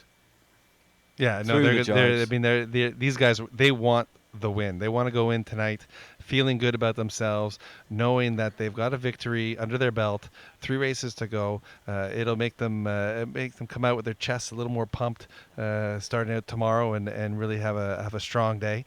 And I'm pulling for these guys. Like I said, they have a great rivalry in Germany with so many great sailors that it's good to see these guys come in and have some success. Well, Marcus Coy is a European champion 4 times in the star class, and he's the reigning European champ. He sailed that with Dr. Hubert Merkelbach, and if Hubert is watching at home, big up to you. Here we go, down to the gates, and there's some work to do. Yeah, I think you should just watch Marcus work the lines. When it gets going, it's go. He'll make it look smooth, but I'm telling you, there's a lot of stuff going through his mind. He's got to get the jib down next. There it is. He's going to start thinking about getting the mast back, and then coming through. There it is, a little bit coming back, and then all of a sudden they're going to start heading up. You can see Polgar steering with his foot because he's got so much main sheet to pull in. Need 2 hands, and then start going straight up, Reese. Nice little lead. Nice talking us through that, Tyler. Superb. What's going on now? Well, then now it's just a matter of let's get going, get the boat full speed ahead. Marcus is going to be cleaning up the lines because there's so much extra lines. You don't want to get it tangled. But also now we're heading towards the finish. It's all about keeping yourself between the boats and your competition to get across that line first. But you've got some good guys. Lo and behold, who's there? Scheidt, Mendelblatt, right on your tail. It's not a comfortable feeling when you see those guys behind you because you know they're going to want to take it. And then there's Loof as well. So, I mean, you got some talent chasing you down. I'm sure Louis got some good analogies to use, but it's impressive and it's going to be a good fight right to the end. Okay, rest of the fleet coming around the bottom mark. Let's jump out to Louis Habib, looking windy and exciting, and it's still a lot of racing left in this leg as the rest of the fleet come through the mark. Talk us through it, Louis. Yeah, sure. So we've got one last leg, and it's going to be short and sharp.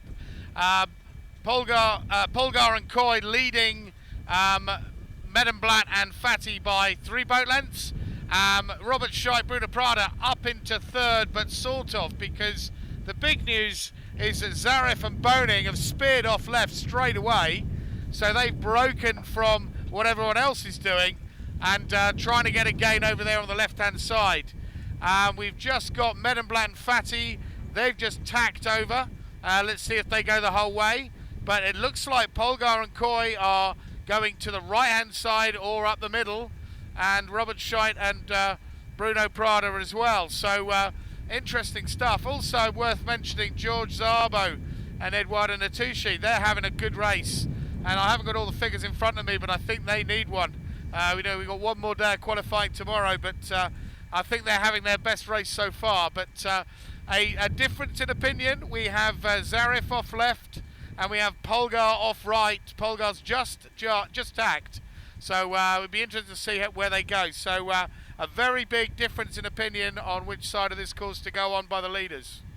Well, I think a lot of the things you take into account is you want a nice rounding. So the young Brazilian sees an opportunity to have a nice clean rounding around the other gate and just get full pin straight out to the left. It's not like he's going to stay all the way left, but straight line speed.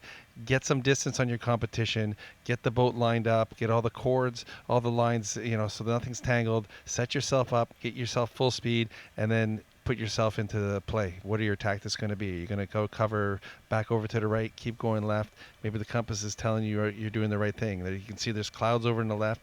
Maybe that's going to pull the wind a little bit to the left and have a nice lift on port. So there's a lot of factors taken into account. But still, he's around the top 4. He's having a great race. It's a keeper, and it's definitely going to help his scores staying up in the hunt.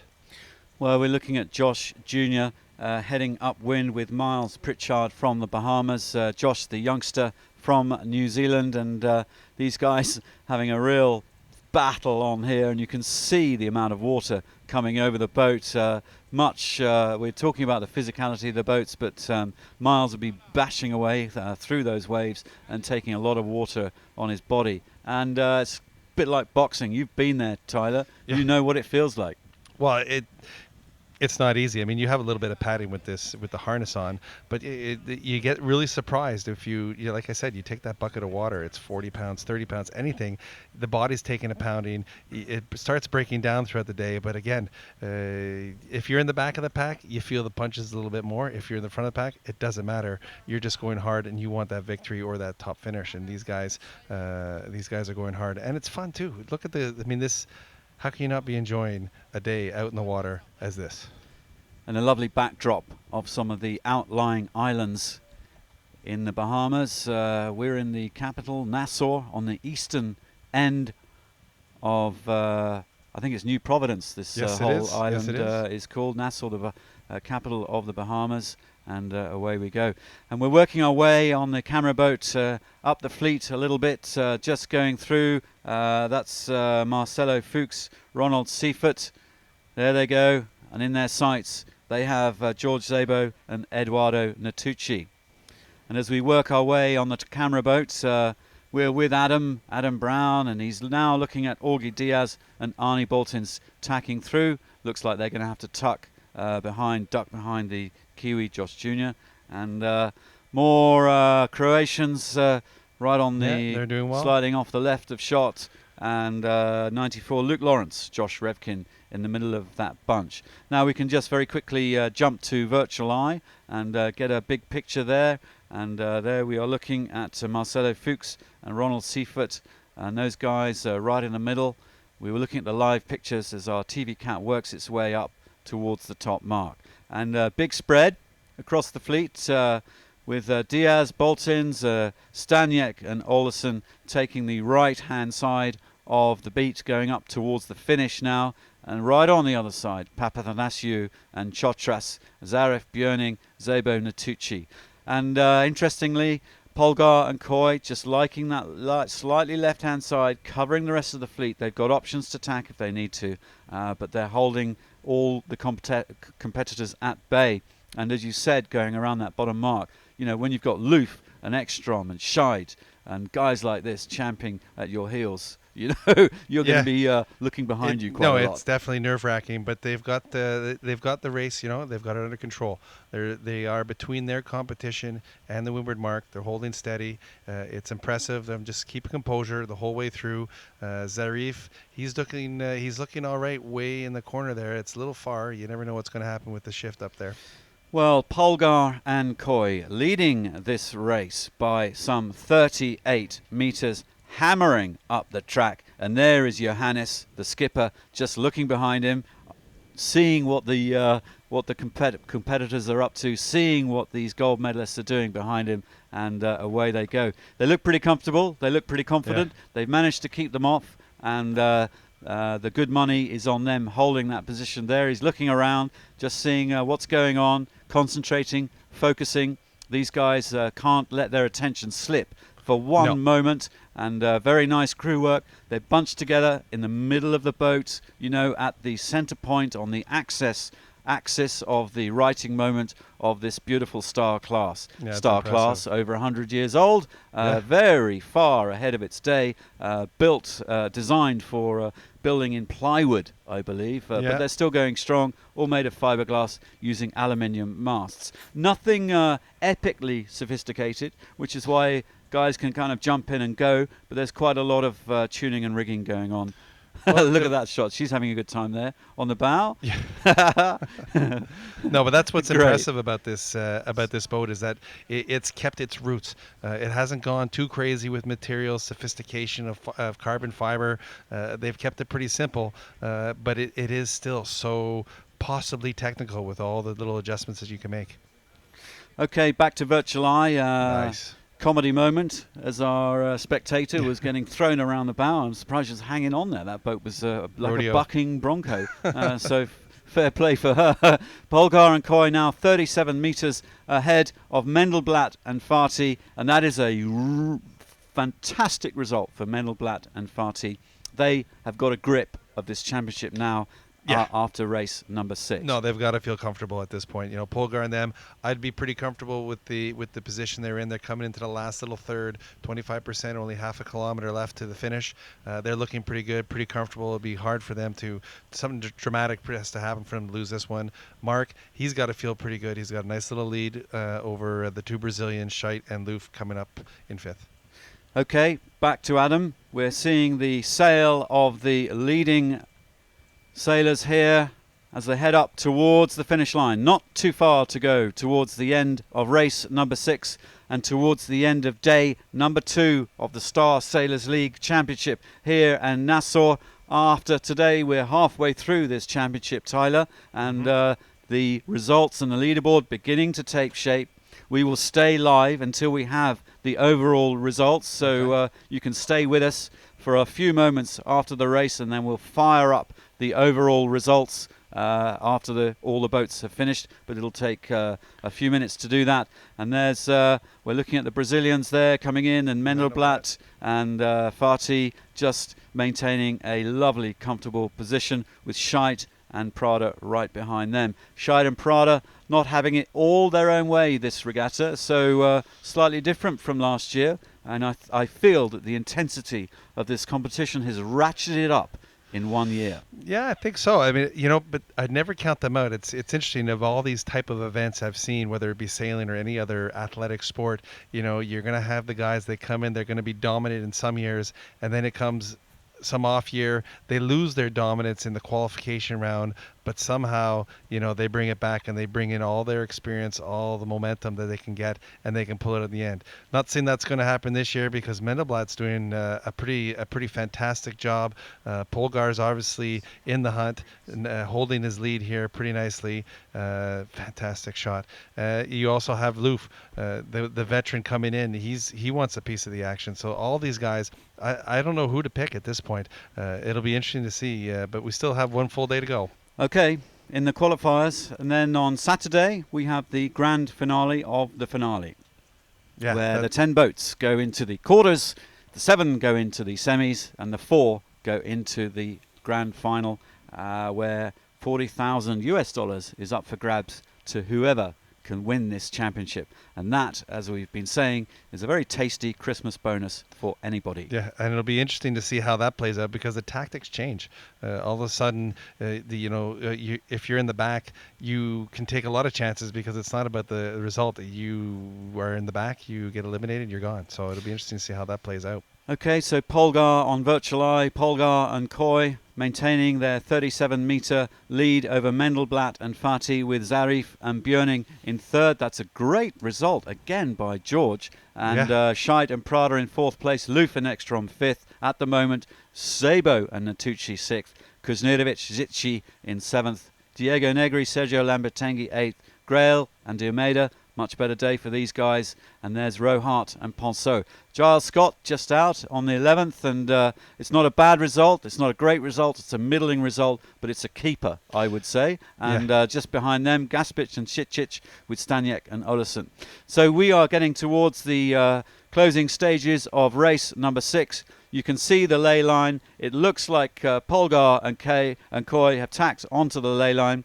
And back to our shot, back to Adam on the water, and we can see Polgar and Coy with the GER German sail, the German flag proudly displayed on the stern of their boat. They're meters away from finishing race number 6. They've played a blinder, I would say. This is going to give them a massive boost going into tomorrow.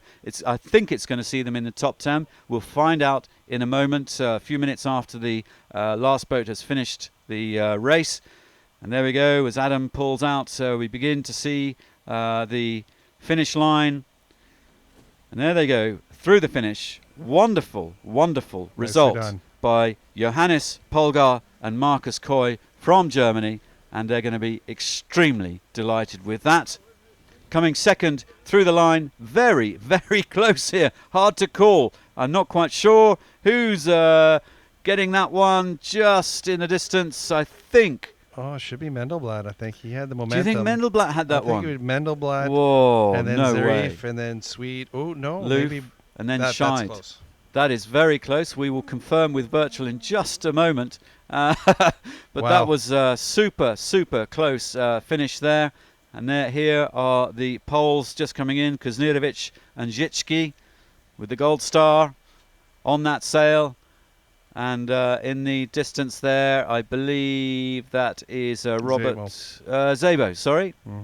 There we go. Ooh, who had that? Who had that? That's what the beauty of having a photo finish as well. Having upwind finishes are very close because it's hard to tell which side is favored, and the angles you come in. It's an exciting way to finish a race. Good honor to put that one in for. Well, Negri race 6. and Lambertenghi just squeezing through there ahead of Torben Grail and Guilherme de Almeida. We will confirm these provisional race finishes in just a second as we watch the live action finish of race number 6. Croatia. Gaspic and Šicic just going through the line. Ahead of Giles Scott and Stevie Milne from the UK. And that's Xavier Rohart and Pierre-Alexis Ponceau from France. Not their best result, but they had quite a good race, number 5. Well, veterans, I'm sure they're tired. I can guarantee you in a 5-leg race. I hear you, mate. I hear you. Long day, this one. And the Brazilians going through, Marcelo Fuchs, Ronald Seifert, just ahead of Melabri and Struby. And then Josh Jr. with Miles Pritchard. And then I'm not sure which American boat that is. Luke Lawrence and Josh Revkin. And missile hats. Their green hats. Big thumbs up from Luke Lawrence to the race committee. That's a nice sign. Great tradition in sailing. And Augie Diaz from Miami, Florida. And the big guy, Arnie Boltins, going through. And there are the Greeks, Emilios Papathanasiou and Antonis Chotras. And Emilios, a captain in the Greek Air Force, which is rather interesting. And scary. Yeah. Apparently he hasn't got his pilot's license yet. Not It's yet. still Well, to come. okay. Still to come. He's working on it. And bringing up the rear, we've got I think that was the Brits. Luke. Patience with Jamie Buchan. Good on him. You know, I think Yeah. he's put a great effort into this week. And you know what? I don't count him out for tomorrow. He's still got 3 races to put it up, and I think he's going to be fun to watch tomorrow as well. Well, that is the provisional results, but it's going to be fairly accurate as it's GPS measured. But you can see just a few seconds between some of these guys. So there's 2 seconds, 21 seconds, is that right? Between Polgar and Mendelblatt, and then 7 seconds, Zarif Björning, 2 seconds then, Scheid and Prada, Loof 5 seconds behind them. I mean, we're talking a long race here, and in the top 5, 30 seconds in it. Not much at all. That is a close race. 5-6 mile race, and you only beat a guy by 5 seconds. That's impressive.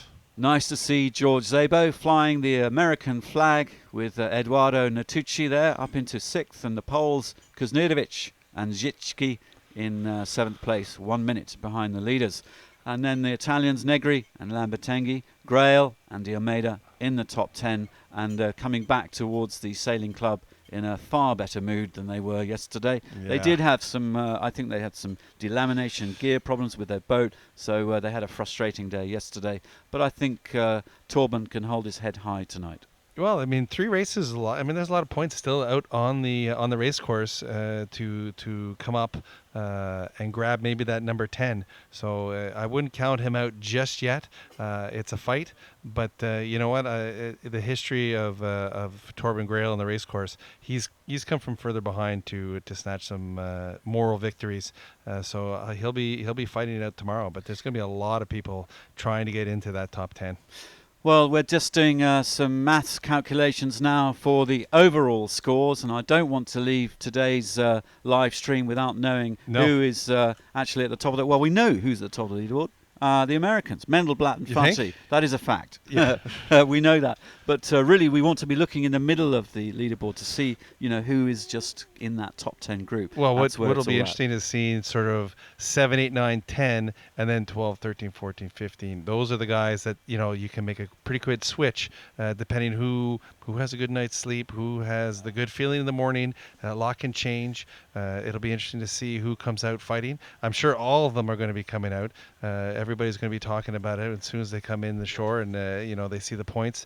But it's going to be a great battle, and if the weather holds up the way it's said, it's going to be breezier tomorrow, which makes even more excitement. Because that brings in the crew work, and you snap a mast, God forbid, that can change the whole outlook of the top 10. So you never know. It's like a guy. I was watching ski racing the other day, and the guy had a 2-second lead, and all of a sudden ski pops off, or something, and all of a sudden the victory snatched away from you. So we could have some excitement tomorrow. It could be interesting, but when we see the results, it'll be fun. Okay, well. Everyone's busy to the right of my picture figuring out these results. At least I hope so. And we're just waiting for that before we go offline live stream. Just to remind everyone at home watching that we've just finished day 2 of our 4-day Star Sailors League final here in Nassau. So we're now at the halfway stage of the competition, and it gets towards the business end tomorrow. As we've been saying, these guys, all they need to do, what they need to do is to make that top 10 cut. And throughout the racing tomorrow, it gets more pressured and more, the jeopardy gets more and more intense. Well, it'll be interesting to see how it plays out, right? You're going to have to bring out your wet notes. You're going to have to put the marks down on your deck to find out who are you competing against, trying to calculate the points as you go throughout the day to make sure you know where you sit and what you need to do. It'll be interesting, you know, and that's a part of the game, factoring who you have to beat. You know, Mark is doing well. We'll see how he goes. He can extend his lead a little bit, but it'll be a nice fight between the VIPs. Those that can make it. Zarif is really putting a great fight into qualifying. So again, it's going to be great. Well, the fleet heading back towards Nassau Yacht Club. I feel the results are imminent. Andy's figuring them out as we speak. Thumbs up. Can we show the overall results, Andy? Not quite. Nearly. We're nearly there. I wonder if Louis out there on our camera boat has any thoughts just before we fire up the overall results. Louis, I hope you're still with us. You may have put your microphone down and be having a cheeky ciggy off the back. But Louis, are you with us? Yes, I am with you, Digby. How dare you suggest that I touch that sort of products? Absolutely disgraceful of you. What a day, Digby. I mean, just fantastic, phenomenal racing. You just look at the talent that's out there, and you know, quite frankly, I'm fortunate enough to go to an awful lot of regattas each year, all sorts of regattas, and the standard of racing at the Star Sailors League is top banana. I mean, just totally top banana. Watching these grandmasters and these up and coming young sailors duking it out here in just fabulous conditions, it just doesn't get better than that, Digby. Simple as that. Well, Louis, we're using Adam's shot at the moment, and we can see Gilles Martin Raget, who is one of the best photographers in the world. That is a fact. A marine photographer. He does all the America's Cups, and there is Gilles with a funky little camera taking some water shots of the boats. And he's a real artiste. He's a great guy. Very quiet, very humble, superb photographer. Can't wait to see how that one worked out. And his driver is called Andy, by the way, who runs a nightclub here. The Volume. Oh, yeah. And Yeah.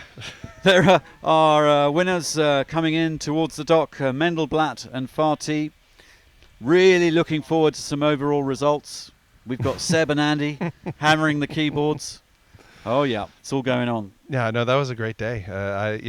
It's fun to be in here making the commentation and having a look through all these videos. But you know, my heart sort of bleeds to be out there competing because and I'm sure there's a lot of guys watching it. I can tell you for sure, there's a group in San Diego watching that would trade a lot just to be out here to compete. There's guys here from last year. Well, tell me, Tyler, now, if you were Mendelblatt and Farty, you are the championship leaders.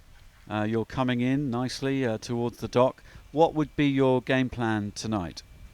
I'd just keep it simple. I'd come into the dock. I'd be feeling pretty good. The chest would be out. I wouldn't be too boisterous. I'd just sort of keep to myself a little bit. I'd put the boat away, do a good double check on all the aspects of the boat, make sure everything's running fine, all the lines good, nothing's about to break. Just do a good sort of one through, and then I'd look for a great meal. Go into somewhere, I'd have a steak, some pasta, something nice, maybe a nice glass of wine because you deserve it and you're of age. So I'd do that, and then maybe watch a little movie and just go to bed and just relax because I'm in the driver's seat and I'm doing well. I'm in there, Tyler. That's a good game plan, everybody. Well, maybe everybody should do that one. We've just been given the running order for this evening. It's steak and chips, glass of red wine, and early night with a movie. I'm liking that, Louis. How about you? You've got Mendenblatt right here now. So no, Louis having a gossip with Bob Fish. Yeah, he's off. He's away. But that's what a lot of the guys do. You just got to keep your calmness to you. Just don't get it too high. Don't get too low. Keep it even, Steven. Take advantage of your time here in Nassau. You're here to have fun and you're here to stay in the game and all that kind of stuff. But everybody's got their routine. Some guys, they're going to want to go out and see the sights. Well, we're still streaming and we're still using your shot, Adam. Thank you very much for staying on the case. And someday, perhaps, well, perhaps this year. If you want come on, lads, let's have some results. Come on, Seb. I mean, another option that's great about being in this venue is you do have Paradise Island. So if you're feeling, I mean, if I was Mendenblatt and I'm feeling this good, maybe I'm feeling a little lucky and I want to go into the casino and play a little blackjack or something like that and have some fun. Oh, Dennis Connors is in the house. Interesting. Oh, Here well, we go. guys, That's, never mind the results. Yeah, here we Mr. go. Dennis Connor, Mr. America's Cup, has just walked into Nassau Yacht Club, all the way from where, Dennis? Bermuda for the announcement of the cup Rock and roll, mate. yesterday. Awesome. Big ceremony in Bermuda. Well, I Here, tell you I'll- what, Dennis, come and join us for a minute. I like that very much. We're working out some results Well, I for can the tell you, overall I standings. already know all that because they published it this morning in Bermuda. A very unusual set of circumstances. Mendelblatt ahead of Robert. That's it. There Exactly. you go. Yeah. That's the scoop of the day. Now, Dennis, we need to hold this right Okay. up to our mouth, a little Okay. bit there. Okay. We're waving a little camera there. Woohoo, Dennis! Yeah, right up to your lips. There we go. All right. That's How a you little doing, better. Dennis? How's life? I'm doing good. I'm very excited to be down here for the Star Sailors League event. It's the highlight of the year. Best sailors in the world. I mean, how can you go wrong being here? Not at all. And we've enjoyed our commentary with Tyler. Tyler, thank you very much. You very gracefully stepped aside for Dennis for a Give me a little break of stardom. yeah, 5 minutes of fame, which is about it because we're near the end of our broadcast. I understand that. Halfway through the championship, you came here last year, and the intensity and level of competition, I think, has ratcheted up a little bit. Well, it was good last year, but so we have some of the guys that came from last year, but some new talent as well. So I think it's going to be a very exciting day tomorrow to eliminate down for the final event on Saturday. Here's an interesting thing, Dennis, and perhaps we could pick your brains. The Star Sailors League has been very keen to invite some sailors from the Finn class, the Laser class, the 470 class, and going into that last race, there were 4 of these VIPs in the top 10, Finn sailors and Laser sailors. I would say the rest of the world very much surprised because the Star Sailors are always noted for being the best sailors in the world. And they kind of looked down their nose a little bit at some of these new guys. So they probably took a very good notice to see some new talent out there threatening them. Okay. So I would say that's the upset and surprise of the day, is that the standard talent, the guys that we always expect to win, didn't come in that form today. Okay, I agree. That is the story of the day. And we'll be talking to these guys when they come into the dock. And do we have any results, Andy? 2 seconds off some results, Dennis, and we can go through the results together. And we know that Mendelblatt and Farty are leading this regatta. Do you know these guys, Mark Mendelblatt? Well, not as well as I would like, but they come from a little bit different part of the United States. But I know of them, and they're doing surprisingly well. We usually think the best star sailors come from San Diego. I mean, traditionally they have. So to see it come from Seattle or Miami is very much a surprise. Augie Diaz, I mean, he surprised everybody here. He's a snipe sailor. And all of a sudden he shows up in the star class. Wow, how did Augie do that? We love Augie. He's fantastic. Hey, I noticed your hat. You have stars and stripes. Just show that. Tilt your head down a bit. Stars and stripes on his hat. Nice one, Dennis. Thank you very much. All right. It's been a good brand for me over the years. Yeah, beautiful boats as well. I Stars and can't stripes. blame it for losing the America's Cup. I think Tom Wynn and Dennis have to take a little of that credit as well. Okay, fair enough. You want it back, though. That's the thing. That was nice, yes. Yeah, that was nice. So you're wearing an America's Cup hat, and I'm wearing a Volvo Ocean Race hat, which is branding hell for the Star Sailors League, but we're running with it because this is about sailing and sailors and inviting, and I'm supporting the Volvo Ocean Race women's team, Team SCA, because I think they're wickedly cool. Well, they haven't run aground yet, so good on them. Oh, nicely said. That'll be in the print. That'll be in print tomorrow, Dennis. Oh, holy smoke. Christmas has come early. Here are some results after 6 races at the Star Sailors League. They're provisional, of course, but, Dennis, as we know, Mark Mendelblatt, Brian Farty, 10-point lead going into day 3. Big upset in the making here, ladies and gentlemen, because if you ask most of the people, they'd say that Robert is head and shoulders above the rest. And for him not to have a lead at this point and substantially behind, That's very, very surprising. Well, he's 10 points behind the American pair of Mendelblatt and Fati. There's the defending champ, Robert Scheid, with Bruno Prada. And now Johannes Polgar and Marcus Coy had a super race that just then. They won that final race. That's launched them up the leaderboard into a comfortable third position overall. And then the Swedes, the gold medalist Freddie Loof with Anders Ekstrom in fourth place. Freddie Loof hasn't sailed the boat for a couple of years. No, but once you know how to do it, you don't forget. And then you got Rohart there. He made the finals last year, as I recall. So he's not real surprised to. Looks like he's going to go through at this point. Very consistent, Xavier Rohart with Jean-Pierre Ponceau, Jean-Alexis Ponceau. And there are the Italians, Diego Negri and Sergio Lambertenghi, just gunning it for that top 10. And then the Poles, Kuznirovic and Zicki in 7th. And here's a youngster, George Zarif. He's 22 years old, sailing with Henry Björning from the Brazil, and a real young talent. And just behind him in 9th place is Giles Scott, a Finn sailor, sailing with Stevie Milne from Great Britain. And I'm really pleased to see Giles Scott here. Well, he's a good guy. He's an amazing sailor. This was a good day for him because of a bit of breeze out there, and Finn sailors like the breeze. They know how to go work those waves, pumping the boat. So it's not surprising. He's doing a good job for a newcomer in the class, but this was his kind of day today.